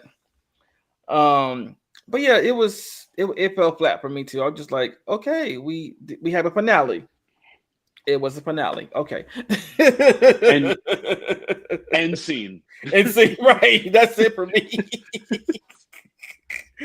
Okay, and we're gonna jump on to, if you got some time, to like different genres of anime, and if you have any favorite weapons or scenes from anime.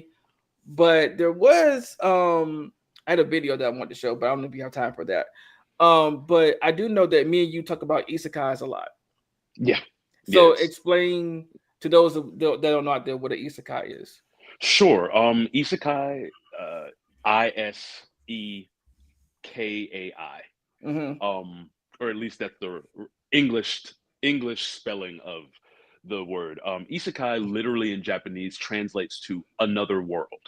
It is the genre, but it's also used colloquially and I guess officially now, since anime's been around for so many decades at this point.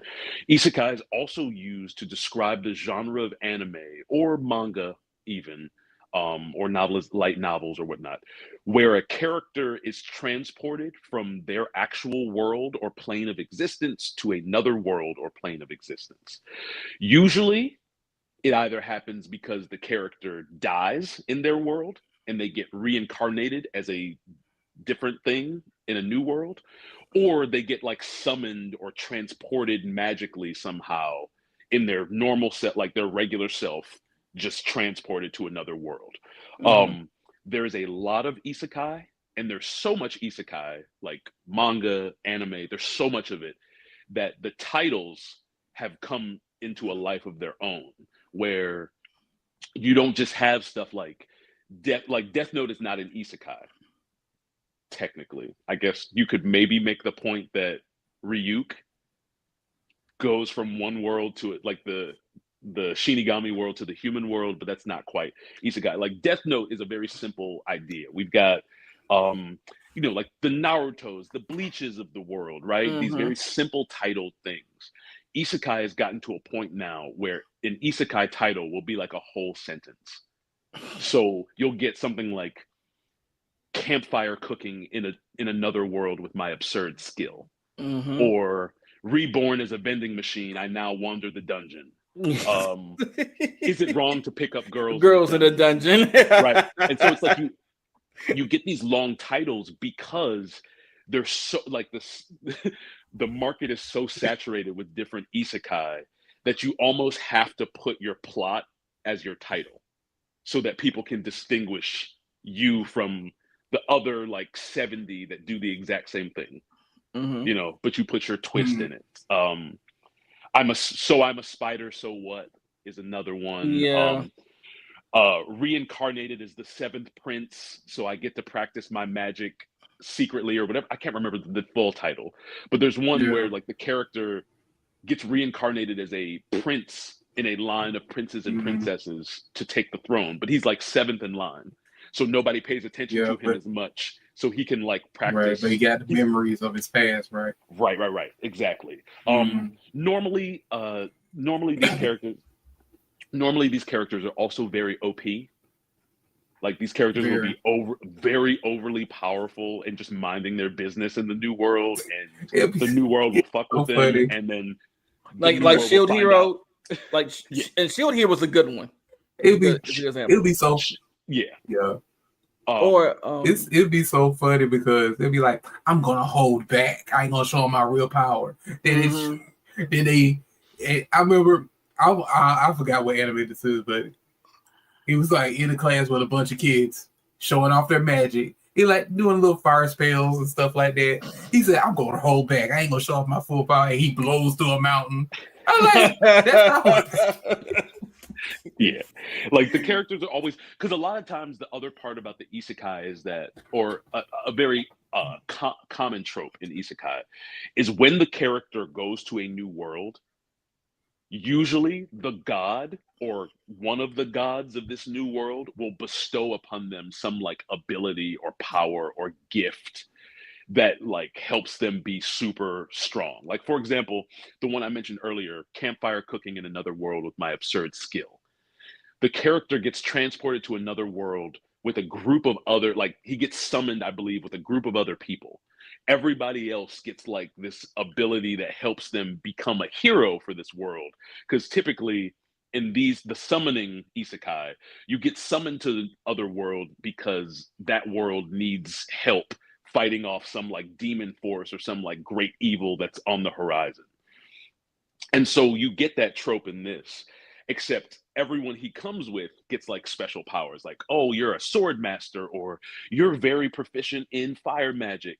And his absurd skill from the title is online shopping. So he can actually pull up a window and shop online, but the online shopping is actually online shopping from his world. So it's not like you're shopping for stuff in this medieval fantasy world with magic and monsters and mythical beasts. He's literally shopping on like, I don't know, Amazon. There's like Amazon or Etsy or something like that. And he can buy stuff from his old world and bring it here. So if he wants to like buy a skillet or a futon or a vending machine or whatever the case may be, like he can buy it, put in a few gold coins or slide the gold coins into the actual like digital interface or whatever that pulls up, and it appears immediately next to him to use.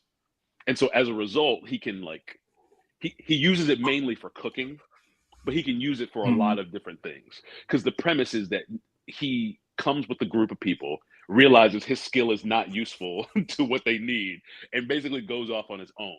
He runs into a Fenrir, mythical large dire wolf type character, right? And makes a pact for the Fenrir wolf to become his familiar.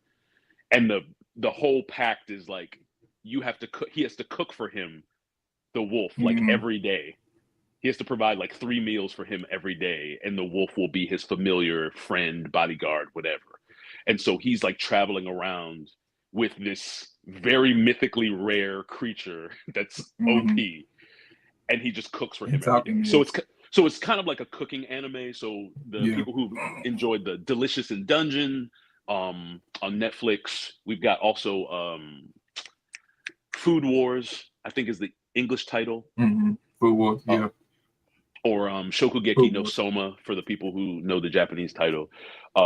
You have like it's a cooking anime. It's basically a cooking anime.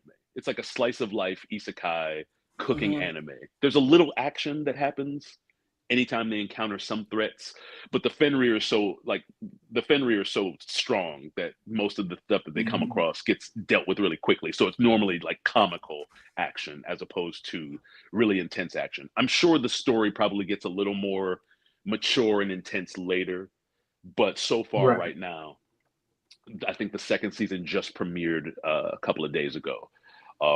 But right now it's just kind of like a light comical. And so you can get a wide variety of different isekai, whether they've got weird little gimmicks like you've reincarnated as a spider or a vending machine, or you've got online shopping as your special skill. And you can also get like the more serious ones, like the Shield Heroes, the a water magician. What's the ReZero? Yeah, ReZero. And that's the one where the guy, his name is the same name as the car company, Subaru. But his power is like he can like restart when he dies at checkpoints. So it's like the character will die and then he'll come back to life at a different place in the past. And he has to sort of retread steps differently to avoid dying again. And that's ReZero. But we've got a lot of these types of anime where some of them are more serious as far as what happens. The Water Magician, yes, is another example of a newer one. And another one where the character is super OP. Yes. because he got reincarnated, and the god's like, "What do you want?" And he's like, "I want to live a simple life." And somehow he's like the most powerful water magician that's ever existed. And he doesn't age, or he ages really slowly. Mm-hmm. Is the other power? Yeah, Go ahead. I saw one on TikTok where they're like, you creating this character and he put all his attributes to negative, and somehow the game broke and gave him a massive amount of power or something like that. Oh yeah, there's one where there's a what is it called? There's one. It's called like Ugly Mug Fighter or something. I think that's probably it. The character, like, it was like he gave himself attributes, and then there's like a box where you can put like things you wish for, or something. Yeah, and he found out that like if you make your attractiveness lower, you get like boost in your other abilities, and so he basically made himself like as ugly as possible, and he's super powerful, like overly powerful. That's it. Now I have an issue with that, only because I'm still sort of tired of some of these toxic tropes that go in anime, like the over fan servicey stuff. And in this one, I hate the idea that we constantly keep having like unappealing or unattractive or ugly is somehow always equated with fat. And like that part to me pisses me off. Like that's one of the reasons why, as much as Sakamoto Days is kind of a fun anime, it sort of irritates me that like every time he gets serious, he goes butterfly choji and gets thin. Right. It's like, can we get out of this idea that like thickness I think or fatness is ugly? You know, like that to me just feels like off. Yeah, but there is a point where they I guess I don't know if nullify is the right word, because it's not supposed to be a nullification. It's supposed to be a realization of even at that size you can still kick ass. Sure. So, but I don't want to spoil it. I don't want to spoil it, but you know what I mean. But I don't. Sure, but in the beginning, like in the beginning of Sakamoto Days, the first time that he got super serious, he literally lost weight. And became his old thin self. And I'm like, I don't need another butterfly choji. And they were like, when did he get so fat? I don't remember him looking like this. Why is he so fat? And I'm sitting there like the whole time, like, oh my gosh, y'all are getting on my nerves with this. Yeah, it could have been more appealing. Like he was a retired assassin, and he just fighting all these OP people, and he's still big dude. Like he could have just stayed fat and whooped ass. Right. And so to like have him in the middle of a fight suddenly lose like 100 pounds just felt a little too much for me. But the Ugly Mug, I think it's Ugly Mug Epic Fighter or something, is the one where he that one's kind of funny. I've been like dabbling in it every once in a while when I have free time, because there's definitely less free time and so much more anime to catch up on nowadays. I feel like at the end, like when I get home from work and I'm like, I just want to chill and watch anime, and I look, I'm like, damn, there's like 40 anime I need to catch up on. Like we got Togen Anki, which I'm liking Togen Anki, which is about these what they call them Onis. But they all have blood eclipse attacks where they conjure they make constructs of different things out of their blood. So that's actually a good one. That's like another anime. And then that other one called I'm gonna call it Chaki for short. Chakia, it's Chakichua. I think that's what it's got the weirdest name and pronunciation. So I'm gonna stop you right there. You've butchered it, but I think you're talking about are you talking about the anime where there's like a world above and then there's like a trash world below? Yeah. Gachiakuta. Oh, is that how you pronounce that? Gachiakuta.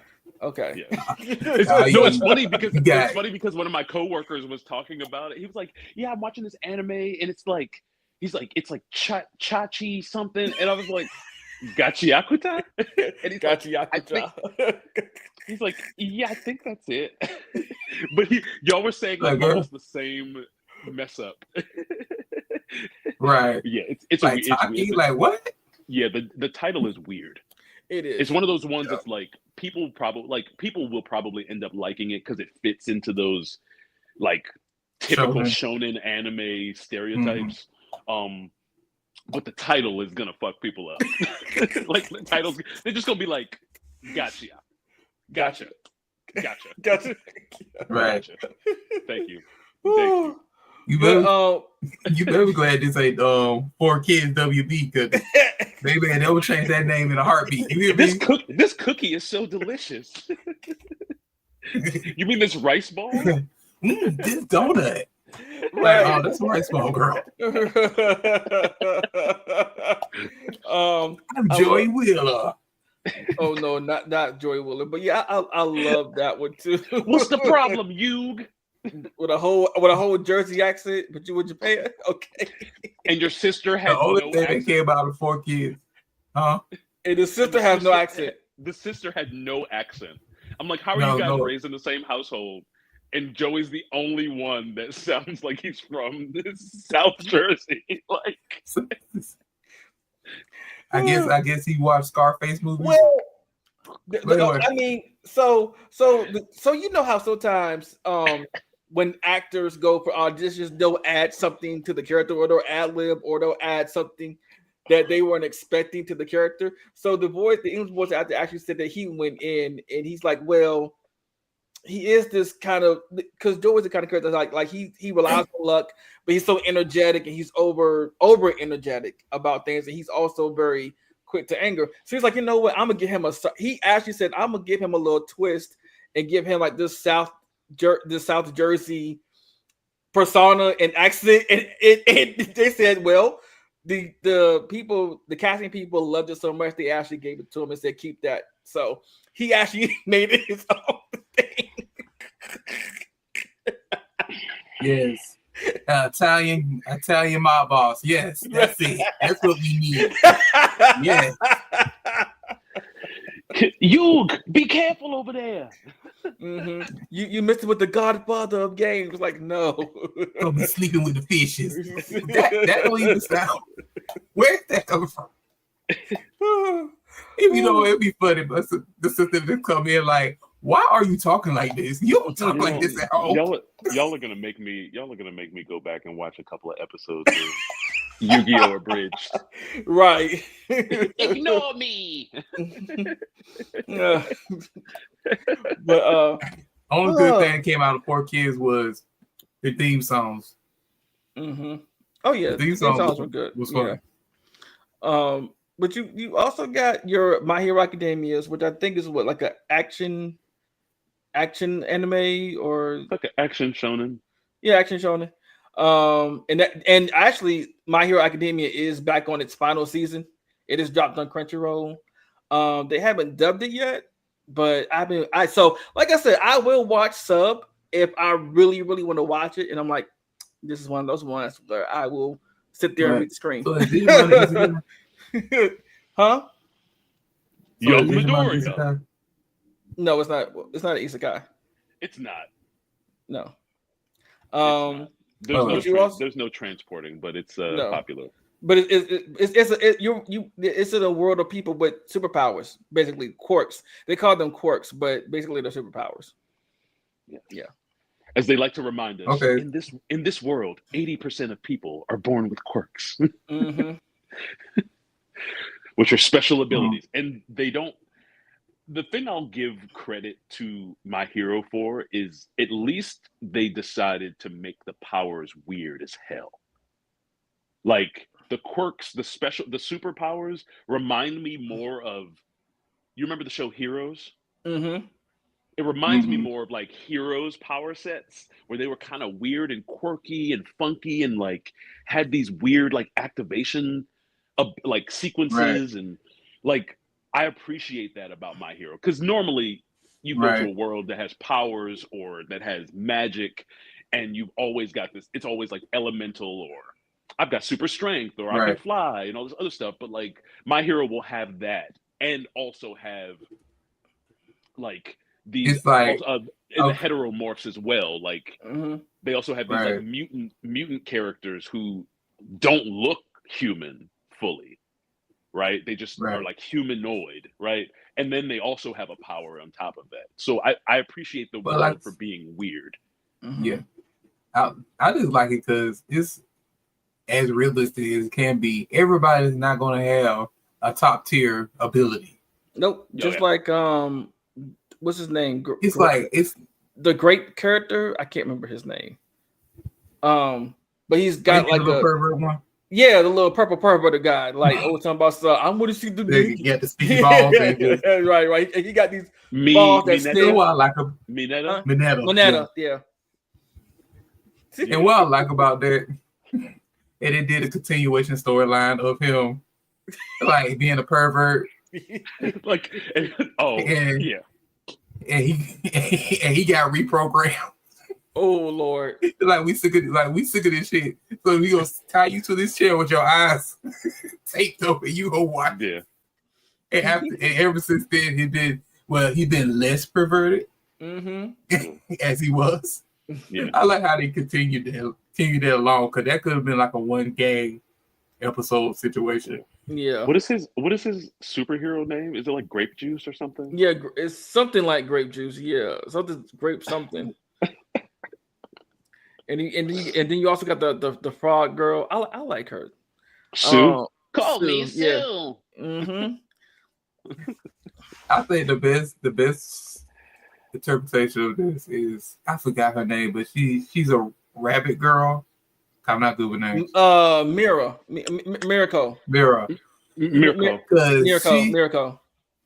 Because she has the abilities of a rabbit, which when you first hear it, it doesn't sound impressive. Oh, but she made it impressive. She wants some ass. Right. Yeah. Like, I got abilities of a rabbit. It's like, what? Yeah. Then you see her kick a 10-ton monster into a building. I mean, like it does really good things as far as like story beats, development, even just messaging. Yeah. Because it has this idea that, like you said, it's like not everybody is going to be a tree at the top of the hill, but if you're going to be a bush at the bottom, it's like what you do with your powers. You can be pushing beyond your limits to make sure that you're the best you can be, right? And I do like that overall messaging. Because sometimes anime, as entertaining as it can be, can have like really toxic or like awful messaging. But I do think that My Hero has stayed pretty consistent with like you're not going to be LeBron James, like you're not going to be Beyonce, right? But you can be the very best you can be, and make sure you're doing the things necessary in the training and the study. Like it still takes work, right? It still takes effort. Yeah, I think. I think he's trying to say the point is you're using your powers to save people. It doesn't matter if you number 1 or you 108. Right. As long as you're using your powers to save people, you're a hero. That's it. Yeah. I mean, the first episode was like Deku had no powers, and he went and tried to save Bakugo. He tried to save Bakugo from that like slime mud monster or whatnot, and so. Even the first episode showed you like you don't have to have powers in order to be special. But then it sort of immediately flipped that on its face and was like, well, now I'm going to give you powers so that you can be the most special. Right. But it still gives a nice messaging for the other characters. And we've seen the cool thing is normally in shows where there's a class of kids with special powers that the protagonist is in, normally those characters just don't matter by the end. But this has done a pretty good job of like having these characters grow, having their power sets matter, having them use unique and interesting ways and strategic ways to have everybody, teamwork makes the dream work. Like have this cohesion of the class and the other classes too. They definitely brought in Class B. Like Class B has been a part. That class from the other. It feels very like Harry Potter-y, where it's like you get those other schools and you meet some of the characters from them and they incorporate themselves too. So it keeps bringing back characters in a way that some of these bigger anime like fail at, like the Naruto's, the Bleaches, Yeah.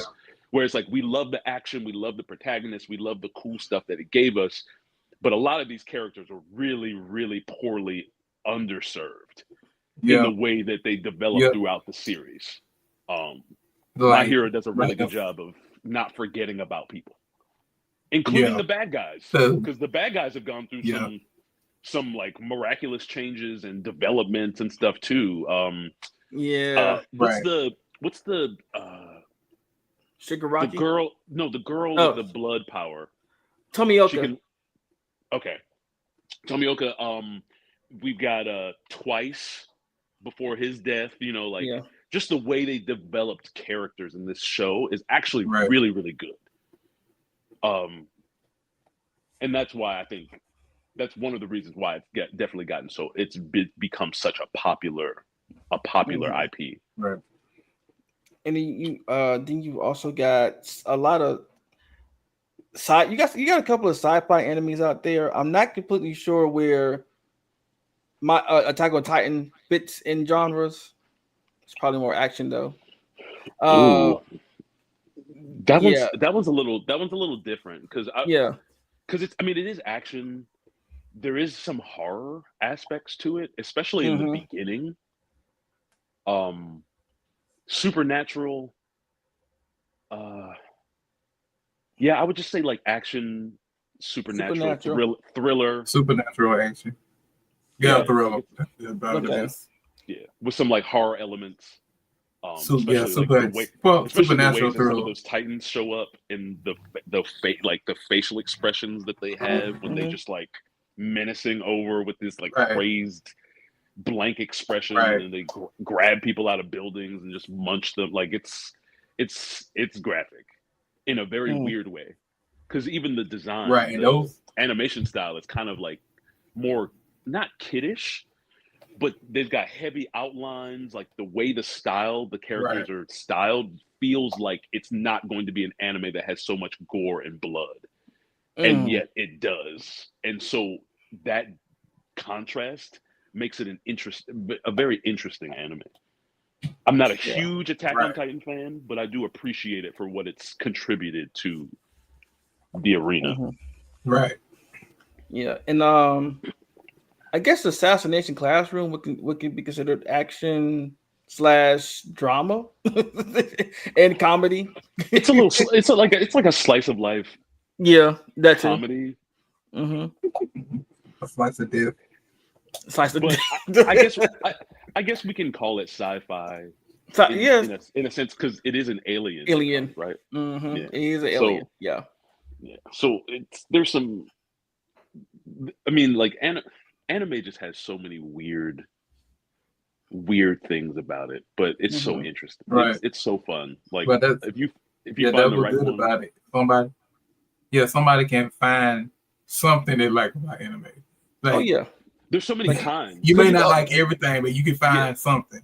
Right. Because I always say that everybody can find like an anime that they will enjoy, even if you don't like. Even if you think you don't like even if you don't like cartoons, even if you think you don't like this, or even if blah blah blah. Like there's so many kinds. There's definitely one out there that you would enjoy, and probably if there's one, there's probably more than one. Oh yeah. Right. Especially if you find yourself liking isekai, because there's like 1,000, right? And that's just the ones that have come out in the last 5 years. Like, right? Like a lot of people don't like the shonen, but they like Studio Ghibli. So you know what I'm saying? The Studio Ghibli is more like Disney anime Disney kind of, right? And a little more whimsical. Yeah. And I mean, like, because I used to, I guess, back before anime became a lot more accessible, because it's definitely way more accessible now. People used to ask me all the time, like, well, I'm thinking about getting into anime, but I'm not really sure if I'm going to like it, blah, blah, blah. What should I watch? And I used to just always suggest, I'm like, just watch Death Note. Watch Death Note and let me know how you feel. And most of the people came back and they were like, oh my God, that was actually really good. What else is there? It can be like this. And I'm like, yes, it can. Well, I'd say I'll say, like, what genre do you really like the most? Like, if you're a horror comedy kind of person, or you're, what genre you really into? You kind of like, yeah, and tell them where to go. There has to be at least 10% comedy. Yeah. Like, to me, there's got to Right. be some comedy elements, but I'm very much into the like supernatural action. Right. And or like Death Game. Like, if you give me a premise where you've got a group of characters and they have to do something or strategize or participate in a bunch of shit in order to whittle it down to one person and everybody else is dying around them, like, I'm really interested in Right. those. So the Fate Stay Night Unlimited Blade Works, Right. Darwin's Game, the Death Notes of the World, Future Diary. There's one called Batum. I don't know. It's a little obscure, but it's called Batum. It's like B as in boy, T as in Tom, like 3 or 4 O's, and then an M with an apostrophe. I mean, not apostrophe, exclamation point. Good point. And the whole premise is there's a video game, an online video game, where the only mechanism you use to fight people with in the game are grenades or bombs. And so some company or some group basically kidnaps like the top 10 players in the world and puts them on an island and actually gives them the weapons that exist in the game, and they have to kill each other to make it off the island. Like, there only can be one that survives, but it's called Batum. And Batum is the reason why it's called Batum is like the onomatopoetic word or sounding in Japanese for a bomb going off. So, like, we'll say boom, but theirs is like Batum. But the anime is called Batum, and it's actually good. It's also pretty good, but it's kind of obscure. But it is in that class of death game anime. Darwin's Game is also a pretty good one too. There is one also called Games the Gods Play. Yeah, I like that one too. Platinum End is another one that's relatively new. It's a weird one. It's like the people who get incorporated into the death game are people who have like tried to commit suicide. Wow. And so it's like it snatches them and then it gives them like a power, and now they have to fight each other. It's a little odd. It gets weird at the end, but it starts off pretty strong. And that's sometimes the unfortunate part about anime. It's like sometimes anime will start off really awesome, and then like Tokyo Ghoul. At the end, it just goes in this weird direction and completely takes you out of. Yeah, Tokyo Ghoul did that. But see, I will say that Tokyo Ghoul did that, and they never really recaptured their audience in the later seasons after they did what they did. I was like, it lost me, and I stopped watching. I may go back and try again, but it lost me in the second season. But I will tell you one anime that did that, but then recaptured his audience was Black Butler. Because if you, after the first season, if you forget the second season happened, the rest is awesome. Okay.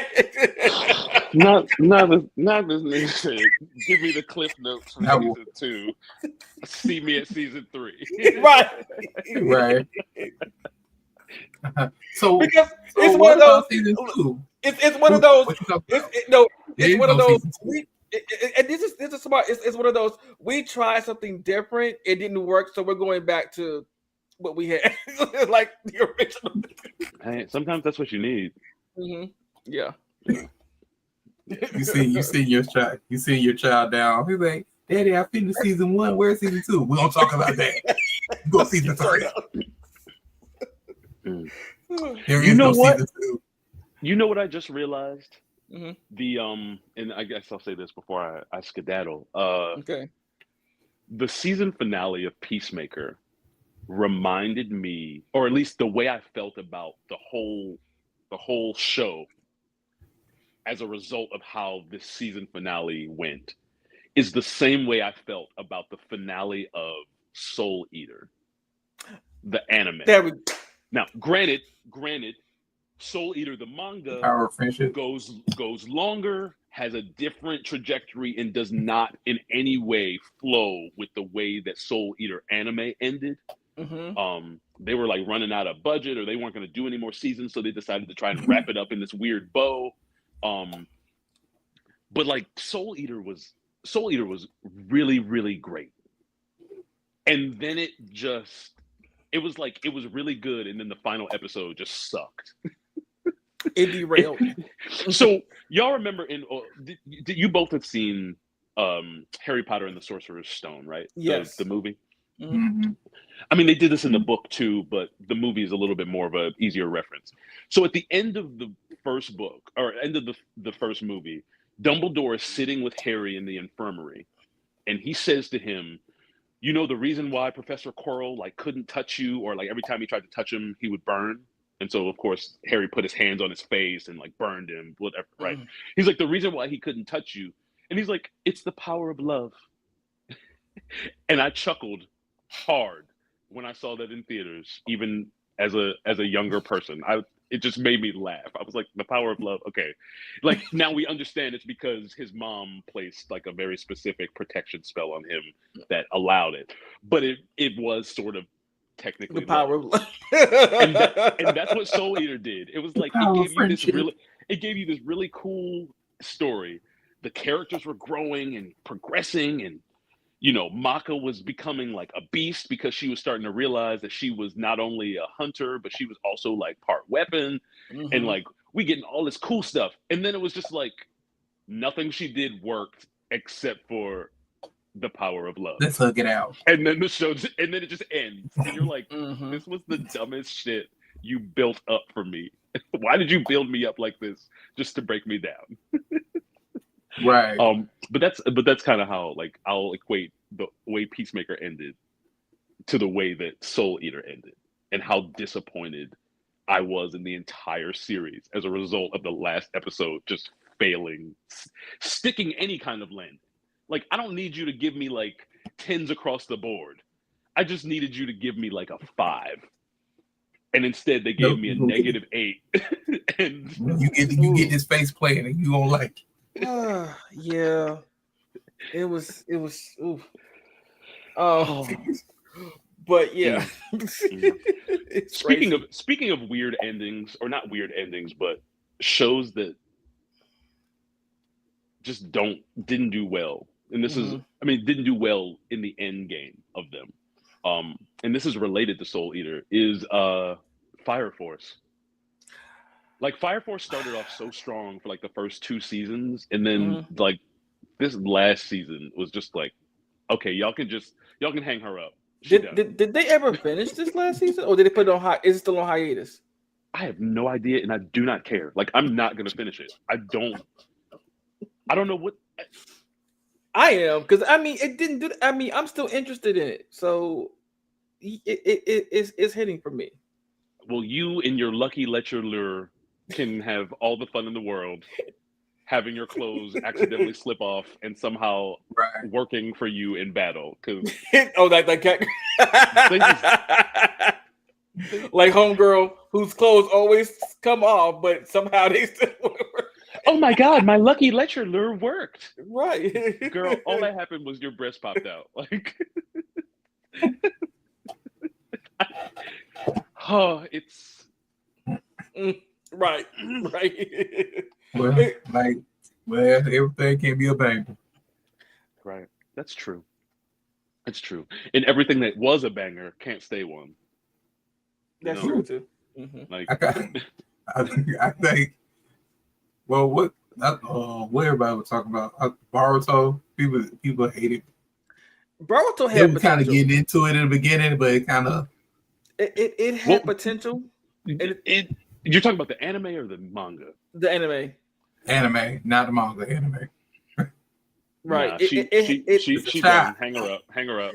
It had potential. I mean, and then the ending, because somebody spoiled the ending for me, but actually I shouldn't encourage. I was like, wait, how did this happen? And then they told me, I was like, What Yeah, bullshit is so this? Don't look it I up on what I don't understand is TikTok. how did Boruto have like so many episodes? Like that's crazy. It's crazy to me to look and be like, oh, Boruto's got like almost 300. Like, it's almost as many episodes as the original Naruto. And I'm like Hmm. sitting here, how And did you it's do? still going nowhere. So the manga just jumps right into the story, and Hmm.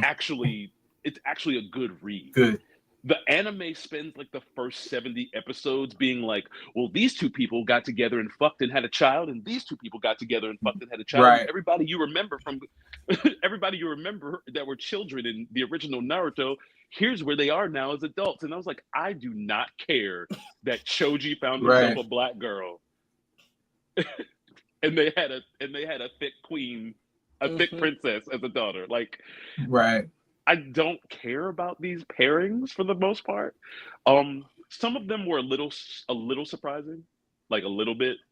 Like I was like Ino and And Sai. Sky, yeah, I mean, I was like, wait, and Sai got together? Oh, I okay. was like, Look, yeah, but your I keep saying child it. sucks so much.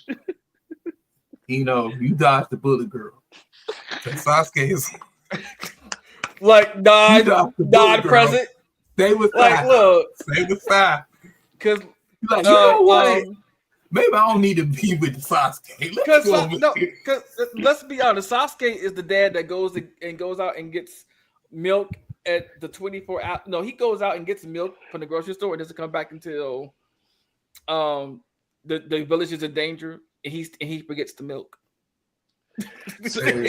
No, no, look, Sasuke. Like, I need to go find myself. I won't see y'all in 3 years. Sasuke went from being one of the baddest MFers on the planet to being that like dad that's always out of town on business and never home. So And, emo, like, I so need to go. emo. It's not even business. He like, I need to go find myself. No. He's like I'm out here protecting Like, the girl, village. He's like, I'm you have protecting the children at village. home. I'm protecting the village from outside the village. I'm making sure that anyone who threatens to hit and leave from outside the village doesn't make it to the gates.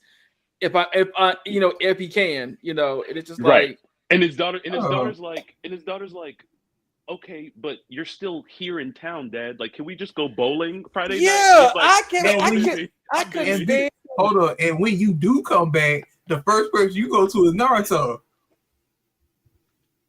You need to go see your wife and kid first. You go see Right. the Hokage. like what I want to ask Sakura is like, was it worth it? Was all of the years of pining after Sasuke, like, was it worth it? They tried to kill you twice. Mm-hmm. I mean, Sarada is cool. I like her. I Yeah. do like Sarada, but Mhm. like the daughter is worth it, I guess, right? But Right. it's like Because her Sasuke- powers are amazing. I like her girl, powers. Sasuke is never home. Like, I don't know if this You are is- basically a single mother. and there's nothing wrong with that. but Nothing wrong with that. There is No. when you have a husband. Right.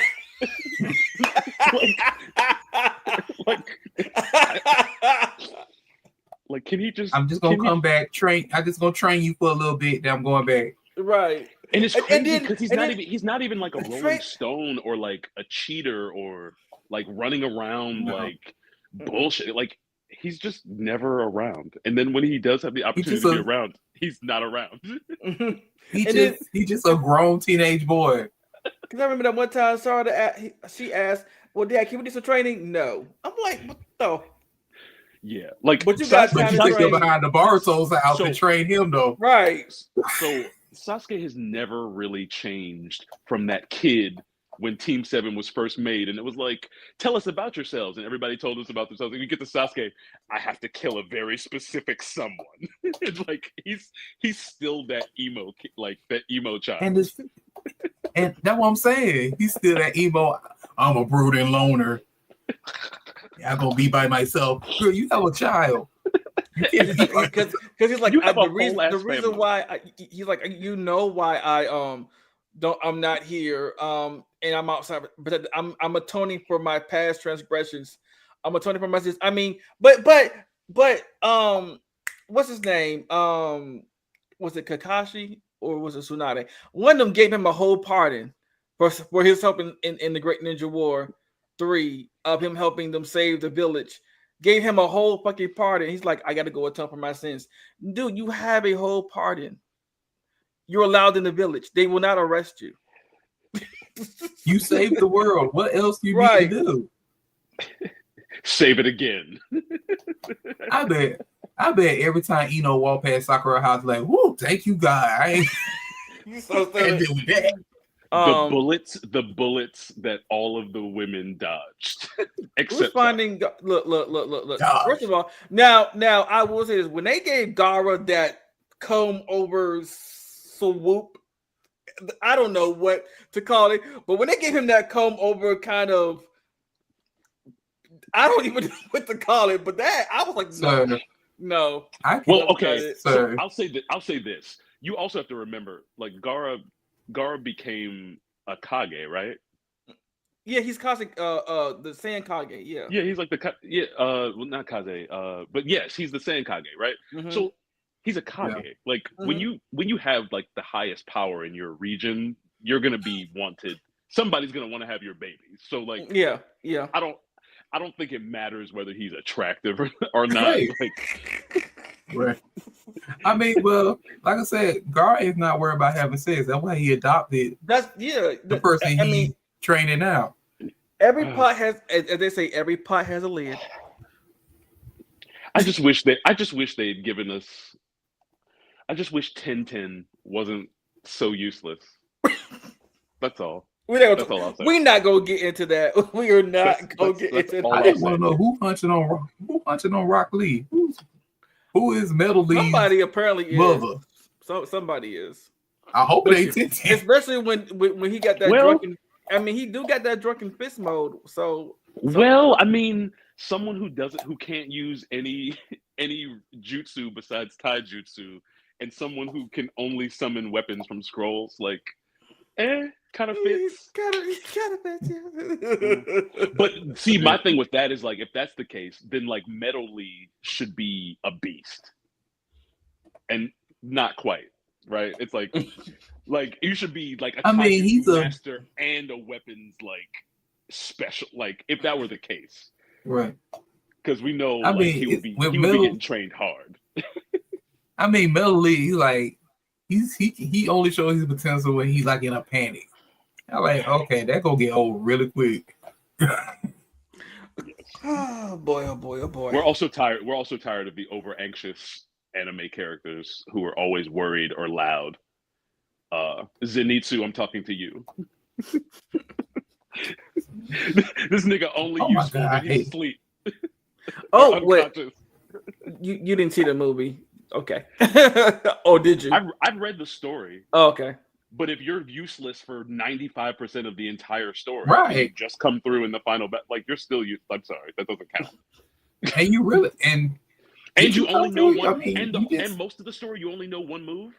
Every other character knows at least like 5 breathing techniques. He's like, I only know this one. I mean, he knows too, but he mastered it. He got so good at it. He's like, but because like his grandpa told him, if you're going to only know one move, make sure that's the best one move you got in the variations of that one move.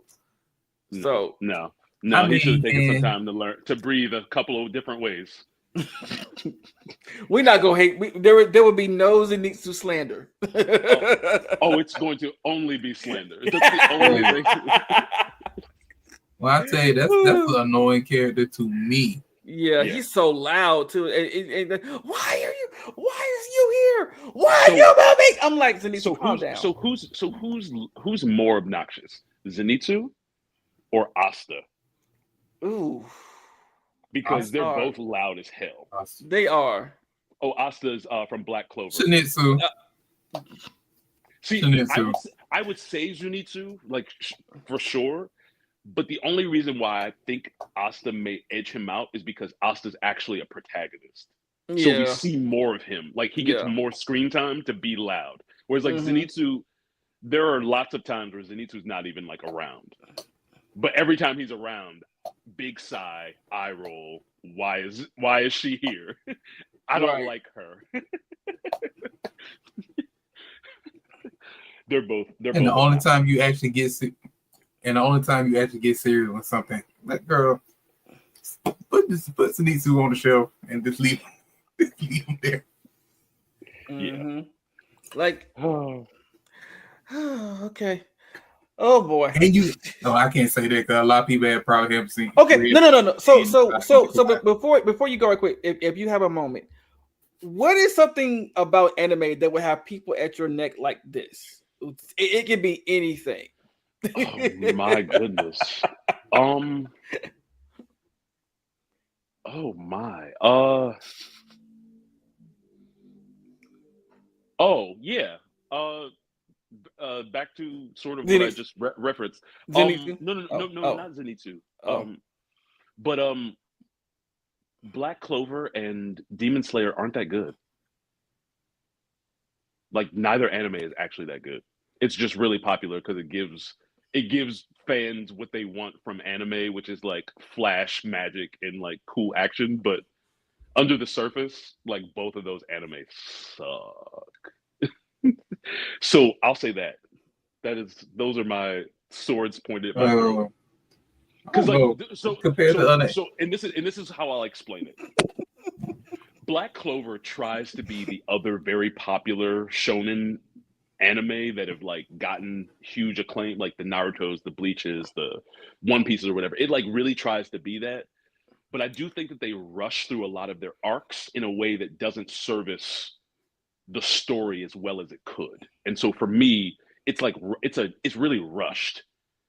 Now for Demon Slayer, the reason why I'll say that it's not that good is every single like the action is really beautiful, the animation style really beautiful.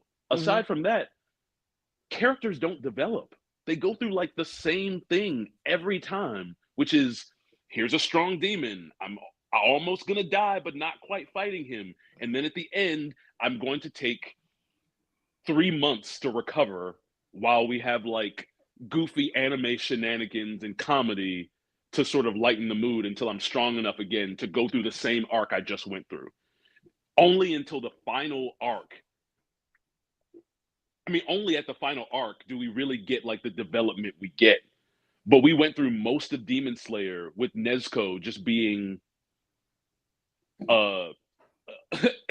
Ant-Man's daughter and in a box. And then we finally get her to like talk. And it's like, oh, this was only like 100 episodes in, or like this was only like 4 seasons down. Like Demon Slayer doesn't really develop the characters that well. It just does a really good job of like animating some really beautiful action. The other part about Demon Slayer that I think people don't really think like because it's beautiful, like beautiful gowns, but they don't really see like the seams is Demon Slayer's power system has never really been explained.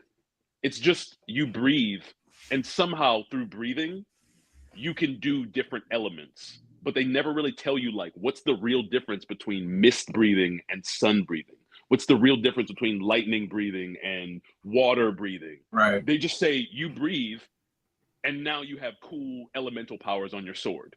But like the power system's never really been fleshed out in a way that actually makes sense. It's just here's breathing and go. And so to me, I just grew up in the garden, so I did do leaf breathing. Any anime world that has a cool power set, but the system isn't explained well, to me, I think is a fail. Hunter or Hunter x Hunter, depending on how you call it, to me has one of the best power systems because not only is it complicated and layered, but it's nuanced and it's explained at every step in detail. Yep. Where it's like Demon Slayer, I promise you, like if you try to look, even in the manga, like it does not really tell you. It's just like if you train really hard and learn how to breathe in a circular way, you can somehow get elemental powers. But we're not going to tell you how you get from element to element or how the Earth Hashira or the Rock Hashira or whatever is, like how that's a different breathing and how he gets rock powers or earth powers as opposed to the water one. It's just like you breathe. So, hey. I am. Like Demon Slayer is very much beautiful gowns, but your seam is showing. And is this is this is this synthetic? Girl, like tweed. but again, budget outstanding. It looks Right. really pretty. It's just like underneath the surface, it's really not. There's nothing there to me. I mean, So yes, point the swords, come at me. right. My tag on Twitter and Blue Sky is right there, but no. No. I'm trying to think of one. Oh, I got one, and I know a lot of people would be mad if I said this online, but I don't care. Goku's first transformation into Super Saiyan was not that epic to me. I mean, Dragon. Oh, I guess that's another one. I could put that on the list too. Dragon Ball Yeah, Z. it was not Dragon, that epic to me. Dragon It's Ball just like, Z. oh, Dragon Ball is better than Dragon Ball Z. yeah. Any of the Dragon Balls. Like it doesn't matter if you're talking about Kai or Super or right. what. Like like Dragon Ball to me was a better show than Dragon Ball Z. Dragon Ball Z is a lot of filler and a lot of like dilution. Like you're extending something that really only needed to be like 2 episodes into 30. For what? Right. So you could watch somebody scream for 15 minutes? Like right, because that transformation was all 5 episodes right there. The first one. next time on Dragon Ball Z, part Dragon 17, Ball Z. Goku screaming for 10 minutes. Like it's well, I guess like compared to other anime, Dragon Ball Z is mid. Now I will say this. Toriyama, right? That's Yeah. the creator? Toriyama, yes. yeah. He gets all the credit in the world for crawling so that everybody else after could fly. Because Dragon Ball and Dragon Ball Z have influenced every anime or major anime or manga that's come after. So props and respect to that. But like Dragon Ball Z, like I feel like the only reason why Dragon Ball Z is as popular as it is because it was the only anime that was really available that was doing anything at the time it came out. And that's all we had to watch. So like, of course, we're going to attach ourselves to the one like that. And between that and Pokemon and Yu-Gi-Oh, we're like, oh, Digimon too. Like those were like the only things that were available. So of course, that's going to be the things that ingratiate themselves into our minds and our nostalgia. But if we're actually looking at it objectively, Dragon Ball Z is not good. Like it's not good. Characters are supposed to have limits, and then they don't have limits. Like remember how rare it was for Super Saiyan to exist, and every Saiyan in the show has achieved it. Like it's like the ultimate. Like my hero does the plus ultra, going beyond your limits. Like that's Dragon Ball Z, right? Like they get it directly from Dragon Ball Z. Let's push past the limit I had. But my thing is like, there needed to be more restraints on the power levels and the system in the world. And it just got too big for its britches and then didn't know what to do with it. So now we've got Goku and Vegeta having like baby blue hair and like green hair and like platinum silver sparkly hair and pink hair, and we're calling it all these different things. It's like, girl, just chill. Like, can you just Frieza gold and Frieza black? Can you just go back to whitewashing these characters and giving them blonde hair and blue eyes? Like, can we just go back to that? Can we MAGA Dragon Ball Z? Because this news like I said, just imagine if Toonami had more freedom to show more anime, Dragon Ball Z probably wouldn't been as popular. As it was. I don't know because listen, I don't know because the fans are there. I mean, you can't deny the fandom, even though it's as toxic as they can be sometimes. But their fandom is there. It's limited watching. By the same, it's limited because we only could watch what we could. But if they had more freedom to show more anime, Dragon Ball Z probably wouldn't have been as. It probably been popular, no doubt, but it probably won't be as popular as it is now. That's possible. That's possible. I would say this. I would say as far as the West is concerned, I agree with you. I don't know how it would have affected like Eastern sales, Eastern like marketing and stuff no, at I'm the just time. talking about But like us, in the West, American, it's like right? it's all we had to look at. So of course we're Right, gonna like as kids that only had like certain types of cartoons, and American cartoons weren't really that good or animated that well or had budgets. And it was like we're now watching, anime where it's like it's gritty, it's for older kids. There's like an edge to it. People die. There's blood. There's gore. right, There's action. Like it checked the boxes it needed to check. All I'm Mhm. saying is that right. if we look at it with, we go through it with a fine tooth comb, like we realize there's a lot of shit that was lacking as far as that show was concerned, compared Right. to anything that we watched afterwards or even Mhm. today. Like even going as far as to be like Cause like, today, like right. I mean, props to laying the foundation. Right, But I do think that there were also other good anime at the time that didn't get as much right. play that could have also laid a better foundation. Yeah. Mm. I, Like I know Yu the Yu old, Hakusho. right, because the Hunter we see now is a remastered version of the old Hunter. Remake, yeah. Oh, So okay. and that came out around the same time as most of these anime we talking about now. Mm. And just So like imagine like that came over to Toonami too. Like it was so many anime that we wasn't able to watch unless you go online, which back then computers, websites wasn't hosting like they are now. Sammy. I remember I had to go to YouTube, Right. and we had to watch anime on YouTube at 480p with 26 parts. Yeah. Like I tell people so often, like they go like, oh well, I watch, like they'll tell me about their anime. Like I love hearing people's anime stories. Like how did you get into it, right? Or how Right. do you get into it now? And a lot of the now people, or not now, but the people who talk about it now, they talk about it and they're like, oh well, I watched this and this and this, and then I'm like, oh, from those three that you told me, you must have a Netflix account, and that's how you watch your anime.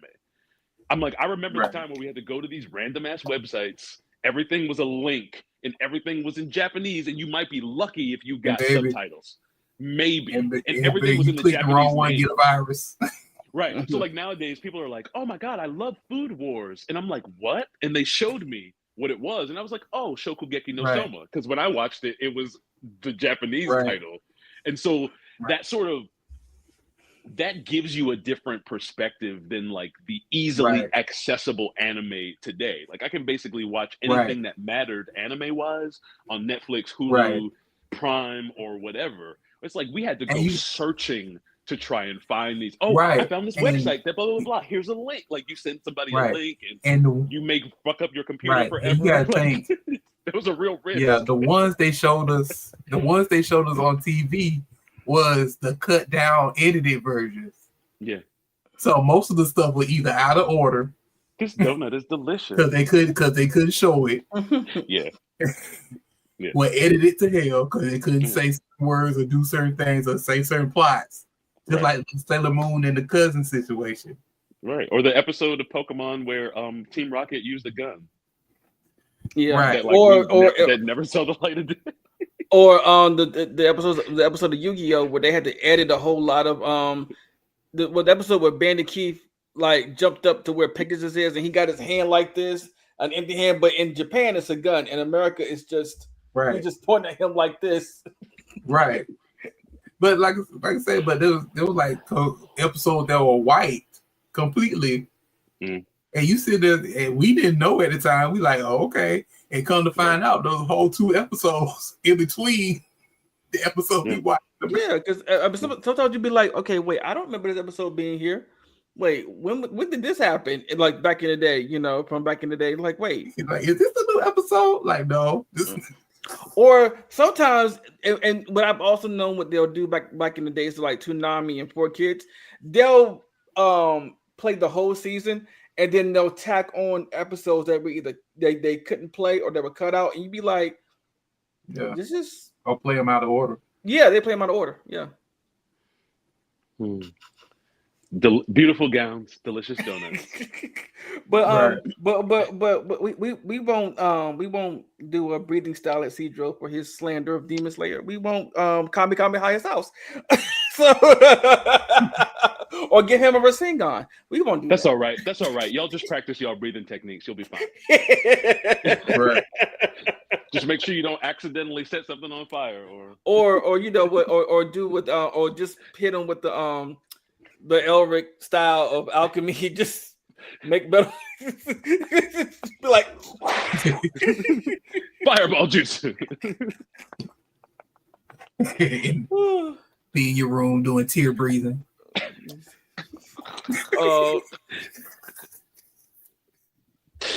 Also, there were several anime dubbed in Spanish that never got an English dub. Yeah, that Right. too. A friend and I found a site where they had all the uncut Naruto episodes. It was like 500 episodes. We binge watched all of them over a weekend. God dang, what we over a weekend? Jesus. So I don't want to call it impossible, but 500 episodes over a weekend is impossible. That meant y'all. If I had that Whitney, did you sleep the whole weekend? That means you didn't sleep. That means you did not sleep the whole weekend. even if you didn't sleep, you did not watch no 500 at the most, that's like, episode, like 20 minutes. That's a little. You gotta. Are you exaggerating that, Sammy? You got to be exaggerating that. Because I mean, One Piece itself is a lifetime commitment. So.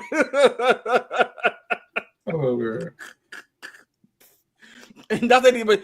And 500 episodes of One Piece is not even half of One Piece at this point. It's a small third, a small percentage. Although I am on the arc of where am I in One Piece? Damn, I didn't watch in a while. I forgot where I'm at in One Piece. God dang. I'm on episode 1000 something though. Are you in are you at the Wano arc? Are they like fighting Kaido, Big Mom? No, I'm at the part where the guy with the arms, the mechanic, what's his name? The guy with the arms. Frankie? Sorry. Yeah, he has Frankie. Okay. He just joined, or what is Frankie doing? Like he just joined. So the Straw Hats are chasing or being chased in a train going across the water. And the Frankie. You said a train going. Oh, the Water 7 arc. Yeah. Okay. Yeah. So you're back. That's not. I don't think that's in the thousands. I think that's like in the late hundreds. The late like. But Water 7 arc is the arc that you're talking about. Yeah, you of course. You got some ways to catch up. Yeah. Speaking of One Piece, for anybody who still feels like One Piece is too daunting to start or to get into, but you may have actually been interested, I will say wait a little bit longer because Netflix is pairing with Wit Studio and also Oda to reboot the series or remake the series in a much more truncated version. Right. And it's going to be called The One Piece or The One Piece, depending on how you want to say that. And it's going to be an animated show. So not the Netflix live action, whose second season will be coming next year. Right. But they're actually redoing the series. So, I mean, the animated series. So if you are interested in One Piece, or you maybe looked at the live action and you're like, oh, this is pretty cool. I think I'm interested in like the rest of it. I would say wait a little longer and maybe just catch the new anime when it starts, as opposed to, I mean, watch the highlights and stuff, but it is hard to sort of catch up on 1,100 plus episodes. Right. Don't worry about the One Piece movies. Most of them aren't canon. Most big anime movies aren't canon because they kind of can't be. Right. Some of them are good. Still good to watch, but like I would say you don't have to worry about the movies, and just sort of wait for the anime, because I am excited to see what the reboot looks like. Because they kind of explain it like, let's say like it's a 200 episodes, they probably going to shorten it down to like 123, And You know, like they really shortened it down. It's like 50% almost. Because you also have to remember, like One Piece did start. Like One Piece started in the manga started in like '97. The anime started in like '98 or '99, right? So it's been around for a long time, and we have to remember that at that time for anime, it was very common to have filler because you needed filler to give the manga time to write more chapters so that the anime could adapt stuff, right? So you had to make up some stuff to sort of fill the gap, and so One Piece is not a stranger to that. So the new reboot is going to be doing it without all of that and shortening stuff so that the pace is a little bit more for the modern sensibilities now, where it's like everybody kind of wants things to be a little more streamlined. They're doing that. So I really am interested to see what that looks like, especially animated. Like animated now. And since shows like My Hero, Jujutsu Kaisen, Demon Slayer, all of these like really popular new anime have really upped the floor for other anime. Like you can't be a good action anime and have low budget or poor action. You have to come with it.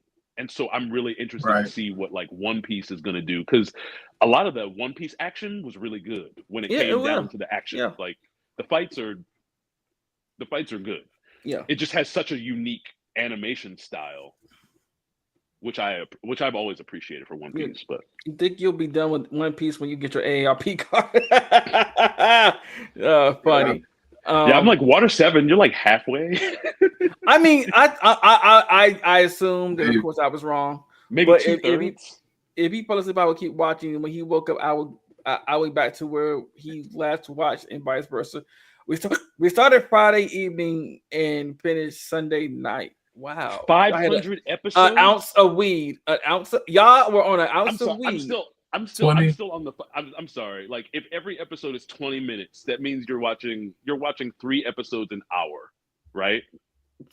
Like just follow me on the math here. That would mean you're watching at least about 3 episodes an hour, right? Maybe I'll give you a little leeway and say all the episodes weren't fully 20 minutes, so let's say 4 episodes an hour. Even at 4 episodes an hour in one day, you're not even watching 100 episodes. That's still only 96 unless you watch it 2 times speed. So it's like the math isn't quite mathing, but I do believe you that you guys binged a whole bunch of episodes in a short period of time. But 500 in 3 days is kind of impossible. It's wild. That's wild. Baby, hit that 2 times speed. Oh, they had 2 ounces. That's 2 ounces, right? 2 ounces of weed. Okay. Damn. But I think y'all and Carnage should have 2 ounces of weed. Carnage would love y'all. Oh, excuse me. 3 times speed for each episode. Oh, 3 times speed. Okay, that makes more sense. Getting the gist. That makes more sense. Like, wait. That makes more sense. Y'all was just getting the gist of it. Y'all. I think last time on, next time on, last time right, on, right. Just slide through. So I'm gonna pop these up real quick and then take them down. We'll take a more thorough look at them next week. Well, no, there's not a show next week. The week after, because I'll be out of town. So we had a Invincible trailer. It was just an announcement to say when they'll be back. Him and Adam Eve were sitting near the diner. It was pretty much the whole thing with when they had the one-eyed alien. That's all. That's all it is. It's going over some things, showing some new concept art for characters. It's nothing. It's a nothing burger. Just like the thing he tried to eat in it. But I do actually have to go. I've been here a little too long. I got to go to work. All right, go ahead. I appreciate it though, guys. Thank you. Much love. Great convo. Thanks, Cole and Sammy, for your inputs. and y'all take Sammy. care. Right. And his speed watching. Well, we did regular speed. Just okay. Listen, he keeps okay, Sammy. We'll take your word for it. They must have. I know what it was. They were in the hyperbaric chamber, right? Hyperbolic time chamber. That thing Yes. from Dragon Ball Z. Exactly. Time rolls different. He said, y'all heard Pokemon Legends ZA leaked ahead of the game dropping this coming Thursday. I know it's ZA. I just want to say ZA. Not Zaw. Not za, not pizza. Not I know Pokemon it's Legends ZA. pizza. You want some Pokemon Zaw? What? Oh God, what would that even be? Actually, okay. So before I go, I do have a really very very quick question. Okay. I've played a decent amount of Pokemon games, but I'm not familiar enough with the world to know this. Are there other animals besides Pokemon in the Pokemon world? Or does anybody, is everybody a vegan? Like, does no one eat Pokemon? You know what I mean? Like, No, they say they eat we eat Pokemon. animals. Yeah, we eat yeah. animals in this world. So, like, are there no other animals besides Pokemon in the Pokemon world? Because if I'm having pizza, like, what's the pepperoni made of? You know what I mean? Like, if you're going, like, is it a milk if tank you go by the burger, Pokedex, or is it Taros? They say a lot of. But it say in the Pokedex that a lot of Pokemon are delicacies in certain regions, Yeah. so I guess they do eat Pokemon. They do. Okay. Because I'm like, if they're like dogs and other insects and things besides, like, I'm. Oh God, I'm gone, y'all. I'm gone. I appreciate it. Bye, Cedra. See you. But the ZA is crazy. I'm gonna get the Switch. No, not the Switch. But no, people eat Pokemon. Slowpoke or Tails are a delicacy. Yeah, they eat Pokemon. They'll take milk. It's so popular. Yeah. So, like I said, I'm not getting the game. It doesn't look impressive to me. So I don't know. But back to they had the Wonder Man trailer was a teaser, and it really was just a tease. Then they had the Lestat, the vampire Lestat trailer they dropped at New York Comic Con, along with, I'm not even sure if they did an X-Men teaser, but I don't think they did. They just did screenshots.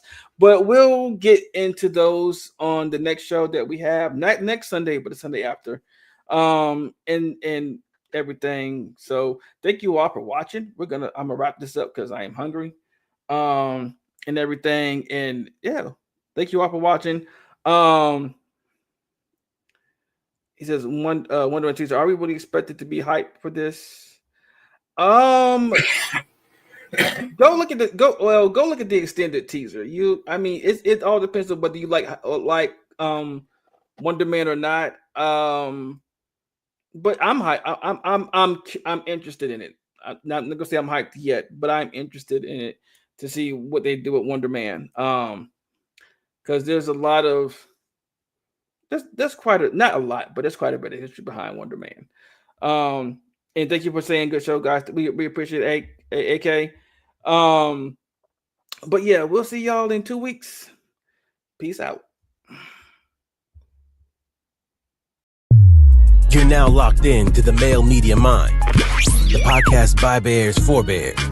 This show is the best place for the right conversation. Everything from movies, relationships, comics, sex, music, and much more. You are now locked in with the Male Media Mind. Let's go.